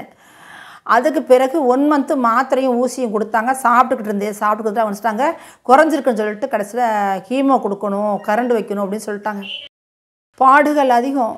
எனக்கு பயம், கீமோன்னு எனக்கு தெரியாது, கரண்ட் என்னன்னு தெரியாது. அப்போல்லாம் இல்லை எக்ஸ்ரே மாதிரி தான் இருக்கும், நீங்கள் பயப்படாதீங்க டாக்டர் சொல்கிறாரு. என் கூட வந்து எங்கள் அண்ணன் மருமகளும் சொல்கிறாங்க. சரின்ட்டு இப்படிமா போய்கிற ஒரு 2 மாதம் நான் படாத பாடுகளில் கரண்ட் வைக்க போனால் அங்கே கரண்ட் வைப்பாங்க, இங்கே வந்து கீமோ கொடுப்பாங்க. கீமோ வந்துன்னா 1 நாள் 2 நாள் ஒரு 3 தடவை ஒரு நாளாக தான் இருந்துச்சு. ஒரு நாள்னால் ஒரு நாள் இந்த கீமோ கொடுக்கும்போது ஒரு பலகீனம், ஒன்று மோஷன் போகாது, இல்லைன்னா மோஷன் லூஸாக போகும், இல்லைன்னா தூக்கமே வராது, இல்லைன்னா சாப்பிட முடியாது. இப்படிமா ஒரு நாளும் ஒரு பலகீனம் அப்படி வந்துக்கிட்டே இருந்துச்சு. இப்படி 3 தடவை கீமோ கொடுத்துட்டாங்க. 4ஆம் தடவை கொடுக்க போகும்போது 3 நாள் கீமோ கொடுக்கணும், 3 நாள் பெட்டில் தங்கியிருக்குன்னு சொல்லிட்டாங்க. கரண்ட் வைக்க போகணும், கீமோ கொடுக்கணும். கீமோ கொடுக்க வந்து ஆசீர்வாதத்தில் கிளினிக்கில், கரண்ட் வைக்கிறது அப்போலோவுக்கு போகணும், கேகே நகருக்கு. அப்போ இப்படிமா இருக்கிற இங்கே எங்கேயும் போய்கிட்டு இருக்கும்போது ஒரு நாள் முதல் நாள் கொண்டு கீமோ கொடுத்துட்டாங்க. சாயங்காலம் 7 மணிக்கு போட்டு மறுநாள் காலையில் ஒரு பாட்டு முடிஞ்சிருச்சு. முடிஞ்ச பிறகு அந்த இதை எடுத்துட்டாங்க. எடுத்த பிறகு கையில் வெண்பிளான் போட்டிருக்காங்க. இருந்தாலுமேவும் ஃபீவர் வந்துருச்சு. ஃபீவர் வந்தால் சரியான 101 டிகிரி இருக்குது. கைகள்லாம் போட்டு தூக்கி போட்டு அடிக்குது. நிப்பாட்டிட்டாங்க, கீமோ கொடுக்க வேணாம் நிறுத்துங்க அப்படின்ட்டாங்க. 2ஆவது நாள் என்னென்னா லூஸ் மோஷன் வாமிட்டிங் வந்துருச்சு. இதேமாதிரி இருந்து வெள்ளை அணுக்கள் குறைஞ்சிருச்சு. பிளட்டு குறைவுமேவும் இவங்க தோல் ஊசி போடணுன்ட்டாங்க. அது ஒரு 3 நாள் அப்படிமா கடந்துருச்சு. கடந்த பிறகு பிளட்டு ஏற்றணும்னு சொல்லிட்டு பிளட்டு ஏற்றுனாங்க. நைட்டு வந்து என் கூட இருந்த தம்பி வந்து சின்ன பையன், என் பேரன், அவன் தூங்கிட்டான். தூங்கமே ஏறின பிளட்டு, என் கையில் ஏறின பிளட்டு மறுமா பாட்டில் ஏறிடுச்சு. அப்புறமா அந்த பிள்ளை வந்து இந்த வெண்பிளாட் போட்ட பிள்ளை வந்து பார்த்துட்டு, என்னங்கம்மா நீங்கள் பார்க்கலையா, ரத்தம் வந்து பாட்டில் ஏறிச்சு அப்படின்னா, எனக்கு பார்வை தெரியாதுமா, அந்த பையன் தூங்கிட்டாமா அப்படின்னு சொல்லாமே மறுபடியும் பிள்ளை எடுத்து போட்டு போயிடுச்சு, காலையில் ஏற்றிக்கிறோன்ட்டு. இப்படிமா இருந்த கடைசியில் கரண்ட் வைக்க போனால் அந்த வெள்ளை அணுக்கள் ரத்தம் குறைஞ்சிரும். மறுபடியும் ரத்தம் ஏற்றுனாக்க மறுபடியும் கரண்ட் வைக்க ரத்தம் குறைஞ்சி. இப்படிமா 17 நாள் கடந்து போச்சு. ஆனால் கீமோ கொடுக்க நிறுத்தி வச்சா பாட்டில் நிறைய இருக்குது. பெட்டியை திறக்கிறாங்க, அட்டைப்பட்டு நிறையா இருக்குது, சின்ன பாட்டில் பெரிய பாட்டிலும். எனக்கு அதை பார்க்கவே நம்ம உயிரோட வீட்டுக்கு போயிடுவோமா அப்படின்னு கடைசியில் சேர்ந்து 2 நாள்லேயே வெள்ளை அணுக்கள் குறைஞ்சி நைட்டு 1 மணி அலறி இருக்கேன். அலர்னா நான் பெட்டில் இருக்க மாதிரி ஸ்ட்ரெச்சில் தூக்கி போட்டு என்னை யாரோ எங்கேயோ கொண்டு போகிற மாதிரி இப்படிமா எனக்கு தெரிஞ்சு நான் வந்து ஆசிரியர்களுக்கு தான் இருந்தேன். என்னை நீங்கள் எங்கே கொண்டு போகிறீங்க, என் பேர் ராணி கிறிஸ்டவர், எங்கள் வீடு இந்த இடத்துல இருக்கணும்னு அட்ரஸ்லாம் சொல்லி நான் வந்து ஒரு ஆண்டோடைய பிள்ளை சொல்லி இப்படி அலர்னா 7 மாடி கட்டி எல்லாமே கூட்டம் கூடிருச்சு. ஹாஸ்பிட்டல்லையே கூடின செகண்டில் ஒரு பாடி அவுட் ஆகிருச்சு. எனக்கு எதிர்த்த வீட்டில் இருந்த பாடி அவுட் ஆகிருச்சு. அவங்க இறந்து போயிட்டாங்க. இறந்து போனால் அது ஒரு கூட்டம். அது முடிஞ்ச பிறகு காலை என்னை கூப்பிட்டு கேட்குறாங்க, எதுக்கு நைட் இப்படி அலர்னீங்க, என்ன தெரிஞ்சு, என்னத்தை பார்த்தீங்க நீங்கள் அப்படின்ட்டு கேட்குறாங்க என்கிட்ட. நானும் அலர்னேன் அப்படின்னா என் தொண்டையெல்லாம் கட்டி போயிருக்கு, பேச முடியலை. இப்படிமா இருந்து பார்த்தா கடைசியில் என்னுடைய வெள்ளை எனக்கு வந்து 900க்கு வந்துருக்குது, லோவாக இருக்குது. லோவாகவுமே அதுக்கு பிறகு என்ன செஞ்சாங்க, மறுபடியும் தோல் ஊசி போடுறாங்க. போட்டு இப்படிமா 17 நாள் கடந்து போயிடுச்சு. போனால் எனக்குள்ளே நான் ஜீவனோட வீட்டுக்கு போயிடுவோமா, இல்லை இங்கேயே மறித்து போயிடுவோமா அப்படின்னு எனக்கு. ஆனால் இதுக்கிடையில் டேனியல் ஐயா ஏன் சொல்லியிருக்கிறாங்க, அவங்கள ஒப்பு கொடுக்க சொல்லுங்கள், 29, 30 நான் வருவேன் மதுரைக்கு, என்கிட்ட அவங்க சாட்சி பகிர்ந்துகள் ஒப்பு கொடுக்க சொல்லுங்கள், ஒரு பொருத்தனை பண்ண சொல்லுங்கள் அப்படின்னு சொல்லியிருக்கிறாரு. இது என் கணவன் சொல்லியிருக்கிறாங்க, ஃபோனில் சொன்னாங்க கணவர். நான் ஒப்பு கொடுத்துருக்கேன், பொருத்தனை பண்ணியிருக்கேன். ஆண்டவரே நான் ஜீவனோடு நான் வீடு திரும்பி போய் கிரேஸ் காலிங் டிவியில் சாட்சி கொடுக்கணும், நான் அதுக்கு நீ ஜீவனோட என்னை எழுப்புங்க அப்படின்னு சொல்லி ஆண்டவரை பொருத்தனை பண்ணிட்டேன். பண்ண பிறகு கடைசியில் 27ஆம் தேதி 7 வீட்டுக்கு வந்தேன். 28ல் 29ல் டாக்டரை போய் நாங்கள் பார்க்குறோம். பார்த்தா டாக்டர் எனக்கு சொல்கிறாரு, சரி இந்த மாத்திரை மருந்து எழுதி கொடுக்குறேன் போங்க அப்படின்னு. அப்போ 29 டானியலையே வரலை. சரி அப்படின்ட்டு நான் என்ன செஞ்சுட்டேன், நான் பாஸ்ட் வரலையே அப்படின்னு வீட்டில் வந்து இருந்தால் எனக்கு வந்து 7 நாள் ரவ்வும் பகலும் தூக்கமே வராது. கண்ணில் சாப்பிட்ட ஆகாரம் ஜீரணிக்காது. 1 ரூபா எடுத்து வைப்பேன், அப்படி சாப்பிட்ற இடத்துல லூஸ் மோடிச்சம் போயிடும், என் ட்ரெஸ்ஸெல்லாம் ஆகிரும். எங்கள் அம்மா நிறைய எண்ணெய் வச்சு பார்த்தாங்க, பாடுபட்டாங்க, பாவமாக இருந்துச்சு. எங்கள் அம்மா பார்த்து தூக்கம் வராது. எங்கள் அம்மா தான் நைட்டு பூரா தடவி கொடுப்பாங்க, காலை முக்குவாங்க, கையை முக்குவாங்க, நல்லா பார்த்துக்கிட்டாங்க. என்னோடய தாயார் சும்மா சொல்லக்கூடாது, அவங்களுக்கும் வயோதிப நாட்கள், அவங்களுக்கும் 88 வயசு ஆகிருச்சு. அதுலேயுமே என்னை பார்த்தாங்க. யார்ட்டையும் ஷேர் பண்ண முடியும், கணவனை தூங்க விட மாட்டேன். இப்படிமா இருந்துச்சு. ஒரு 7 நாட்கள் இருந்துச்சு. என்னால் ஜீரணிக்க முடியலை. சரி இனியும் நம்ம எப்படி இருக்கக்கூடாது அப்படின்ட்டு என் கணவரை ஊழியத்துக்கு போக விட மாட்டேன். எங்கேயும் போகாதீங்கப்பா, எனக்கு போர் அடிக்குது, வெறுப்பு, தனிமையை நான் உணர்றேன், அந்த ஆசில் இருந்த நாட்கள்லாம் என் கண்ணுக்குள்ளே வருதுப்பா அப்படின்லாம் சொல்லுவேன். என் கனவு அழுவாங்க, இப்போ இப்படி தான் நான் எப்படிப்பா ஊழியம் செய்ய முடியும் அப்படின்ட்டுலாம் சொல்லுவாங்க.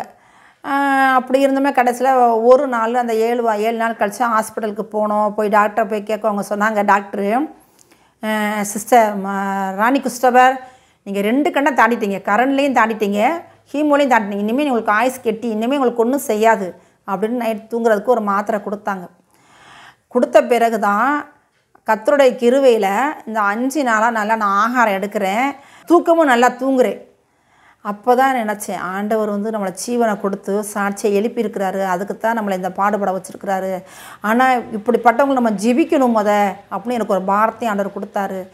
கடைசியில் நான் இப்போ ரிலீஃப் ஆகியிருக்கிறேன். இனி கொஞ்சம் எனக்கு அந்த பயாசி பண்ண இடத்துல கொஞ்சம் அந்த புண்ணு இருக்குது, அதுக்கு வந்து ஜெல்லு கொடுத்துருக்குறாங்க, மாத்திரை கொடுத்துருக்காங்க, சாப்பிட்டுக்கிட்டு இருக்கிறேன். வர 28 வர சொல்லியிருக்காங்க. நான் இப்போ ஆசிரியர் போகும்போது டாக்டர் நல்ல ஒரு பதில் சொல்லணும். நான் இனி கத்திரிக்காய் எலும்பி பிரகாசிக்கணும், உலகமெங்கும் போய் நான் சாட்சியாக நிற்கணும். அதற்காக யாவும் ஜெபம் பண்ணிக்கொள்ளுங்க. என்ன போல் பார்வை இல்லாமல் இருக்கிற சகோதர சகோதரிகளே நல்லா கேளுங்க. நம்மளுக்கு வாழ்க்கை அவ்வளோதானா, இனி ஒரு வாழ்க்கை இல்லையான்னு நினைக்காதீங்க. நீங்கள் கர்த்தரை ஏற்றுக்கொள்ளாமல் இருந்தால் கர்த்தரை ஏற்றுக்கொள்ளுங்க. கர்த்தரை ஏற்றுக்கொண்டு கர்த்தருக்காக நம்ம வாழணும். நம்ம வந்து கர்த்தருக்காக எதையாவது நம்ம ஒன்று செய்யணும்னு சொல்லி நீங்கள் பிரயாசப்பட்டு அதை செய்யும்போது கர்த்தர் என்னை ஆசீர்வதித்த தேவன் உங்களையும் ஆசீர்வதிப்பார். ஒரு பலகீனம் வந்துருச்சு, நம்மளுக்கு பார்வை தெரியலையே, வியாதி, நீங்கள் சோர்ந்து போகாதீங்க. நானும் சோர்ந்து போய் இருந்தேன், ஆனால் ஆளை என்னை இப்போ பலப்படுத்திட்டாரு. அப்படி உங்களையும் பலப்படுத்துவார். நீங்கள் சோர்ந்து போகாமல் கர்த்தர்கள் வைராக்கியமாக நின்று நீங்கள் ஊழியத்தை செய்யுங்க, வாழுங்க, கர்த்தருக்காக எழும்பி பிரகாசிங்க. கர்த்தர் நாம மகிமைப்படுவதாக. இப்போ நான் உங்களுக்காகவும் நான் ஐயாவுக்காக ஜெபம் பண்ணுறேன். கர்த்தர் நாமத்துக்கு ஸ்தோத்திரம் உண்டாவதாக. தகப்பனே உம்மை துதிக்கிறோம், உம்மை ஸ்தோத்தரிக்கிற கர்த்தாவே, என் நேசிக்கதான் அன்பு தகப்பனே, ஆசீர்வதிக்கப்பட்டதான இந்த நாளுக்காக நன்றி செத்துறமையா. ஆண்டவரே அப்பா, நான் பண்ண பொறுத்தனை நிறைவேற்ற உதவி செய்ய நன்றி. எஸ் அப்பா, இந்த வாய்ப்பை கொடுத்த சகோதரன் ஆண்டவரே ஸ்தோத்திரம் டானியலே அக்கா நன்றி செத்துறேன். கிரேஸ் காலிங் நன்றி செலுத்துகிறேன். ஆண்டவரே ஸ்தோத்திரம், அந்த உலகத்துக்கு சாட்சி எழுப்பியிருக்கீங்க, நன்றி. எஸ் அப்பா, துதிக்கிறோம் உம்மை ஸ்தோத்திர தகப்பனே. ஆண்டவரே இந்த சாட்சியை கேட்ட ஒவ்வொருவரும் தகப்பனே ஸ்தோத்தரிக்கிறோம். ஆண்டவரே ஐயா தகப்பனே ஐயா என்னை போல அவங்களும் தகப்பனே வைராக்கியமாக இருந்து தகப்பனே ஆண்டவரே ஸ்தோத்திர வியாதி வந்தாலும் பாடுகள் வந்தாலும் கஷ்டம் வந்தாலும் ஆண்டவரே துன்பம் வந்தாலும் எல்லாத்துலேயும் அவங்க சகித்து கொண்டு ஆண்டவரே உண்மை சுந்தர ஏற்றுக்கொண்டு உமக்காக எதையா செய்யணும்னு சொல்லி வைராக்கியத்தோடு எழுப்பி பிரகாசுக்கு உதவி செய்யுங்கப்பா. ஆண்டவரே ஸ்தோத்தரிக்கிற தகப்பனே நமக்கு நன்றி செலுத்துகிறோம் ஐயா. நன்றி அப்பா. ஆண்டவரே இந்த சாட்சி ஆண்டவரே எங்கும் கடந்து செல்லும் போது அநேக ஜனங்க இதை பார்த்து ஆண்டவரே ரட்சிக்கப்பட உதவி செய்யுங்கப்பா. ஆண்டவரே ஸ்தோத்தரிக்கிற ராஜா நன்றி செலுத்துகிறோம். அதே போல் பாஸ்டர் ஆசீர்வதிங்க தகப்பனே. ஸ்தோத்திர ஊழியம் செய்கிறதான இந்த சகோதரன் இன்னும் மென்மேலும் ஆண்டவரே இந்த ஊழியம் பழகி பெருக கையை பிரயாசம் ஆசீர்வதிக்கும்படியா செபிக்கிறோம் ஆண்டவரை.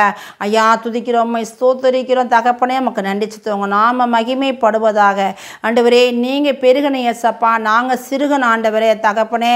இது போல் அநேக சாட்சியிலும் உதவி செய்யுங்கப்பா. அவங்க நாம மகிமைப்படுவதாக இயேசுவின் மூலம் ஜெபங்கள் ஜீவனில் பிதாவே ஆமேன். எல்லாம் சேர்ந்து ஜெபிப்போம். என் ஆத்துமாவே கர்த்தரை ஸ்தோத்திரி, என் முழு பரிசுநாமத்தை ஸ்தோத்திரி. என் ஆத்துமாவே கர்த்தரை ஸ்தோத்திரி, கர்த்தர் செய்த சகல உபகாரங்களையும் மறவாதே. ஆமேன். அன்புக்குரியவர்களே, இப்பொழுது ரிச்சி சேரிட்டி ட்ரஸ்ட் மூலமாக ஒரு கிராமத்தையே தத்தெடுத்து அந்த கிராமத்தில் வசிக்கும் கைவிடப்பட்ட திக்கற்ற முதியோர்களை கண்டுபிடித்து அவர்களுக்கு ஜாதி மதம் என்று பாராமல் தினமும் உணவளித்து வருகிறோம். எனக்கு சாப்பாடு கொடுக்கறதுக்கு ஆளே இல்லை, வீட்டில் சாப்பிடுன்னு சொல்கிறவங்களே இல்லை. அந்த மாதிரி வர வாங்கிட்டேன்.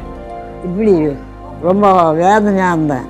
நான் நம்மளுக்கு சாகிற நேரத்தில் இன்னும் சுயநாள் கேட்டுச்சுன்னு வேதனையாக இருந்தேன். அப்போது ஏசப்பா சாப்பாடு போய் சாப்பிட்லாம் எனக்கு சந்தோஷமாக வந்து சாப்பிட்டுங்கிறேன். சாப்பாடு போடுறவங்களுக்கெல்லாம் நன்றி ஏசப்பா, நல்லா வாங்கினவங்க நல்லா இருக்கணும், எங்களுக்கெல்லாம் சாப்பாடு கொடுக்குறாங்க, நாங்கள் பசியில்லாத சாப்பிட்றோம், அவங்க நல்லா இருக்கணும், அவங்க நல்லா இருந்தால் எங்களுக்கு ஒன்றும் கொஞ்சம் சாப்பாடு சாகிற வழியில் கொஞ்சம் சாப்பாடு கொடுப்பாங்க. எனக்கு யாரும் கிடையாது, பிள்ளை இல்லை பொண்ணு இல்லை யாரும் இல்லை. சாப்பாடு பாரு ஐயாவா நல்லா ஊடு குடும்பம் நல்லா ஆசீர்வதிக்கணும் ஆண்டவரை. ஏச நாமத்தில் மகிமுண்டாட்டு நானே ஒரு அண்ணாச்சி சுவாமி நான் வர்றேன். இந்த காலை கொஞ்சம் முடியல ஏந்துக்க முடியல, என் உடம்பு ஆரோக்கியத்தை கொடுப்பீங்க, சாப்பாடு சாப்பிட்டு பாரு உடம்பு ஆரோக்கியமாகுது. ஏசப்பா எனக்கு இதுதான் துணை, எனக்கு யாரும் கிடையாது. இந்த சாப்பாட்டில் தான் நான் வாழ்ந்து சாப்பிட்டு போய் பார்த்துக்கிறேன். அதனால் ஏசப்பா உனக்கு நன்றி, கொடியான கொடி நன்றி ஏசப்பா. அன்பானவர்களே, வேதம் சொல்லுகிறது இரக்கமுள்ளவர்கள் பாக்கியவான்கள், அவர்கள் இரக்கம் பெறுவார்கள் என்று. நன்மை செய்ய உனக்கு திராணி இருக்கும்போது அதை செய்யத்தக்கவர்களுக்கு செய்யாமல் இராதே என்றும் வேதம் சொல்லுகிறது. அது மட்டும் இல்லைங்க, ஏழைக்கு இறங்குகிறவன் கர்த்தருக்கு கடன் கொடுக்கிறான் என்றும் வேதம் சொல்லுகிறது. உங்களுக்கு ஒரு அன்பான வேண்டுகோள், நீங்களும் இது போன்ற அநேக கிராமங்களில் ஒருவேளை உணவு கூட இல்லாமல் முதியோர்கள் கஷ்டப்பட்டு வருகிறார்கள். இந்த கைவிடப்பட்ட முதியோர்களுக்கு உணவளிக்க விருப்பமுள்ளவர்கள் இந்த மகத்தான ஊழியத்தில் இணைந்து கொள்ள அன்புடன் அழைக்கிறோம். தொடர்புக்கு 7200713563.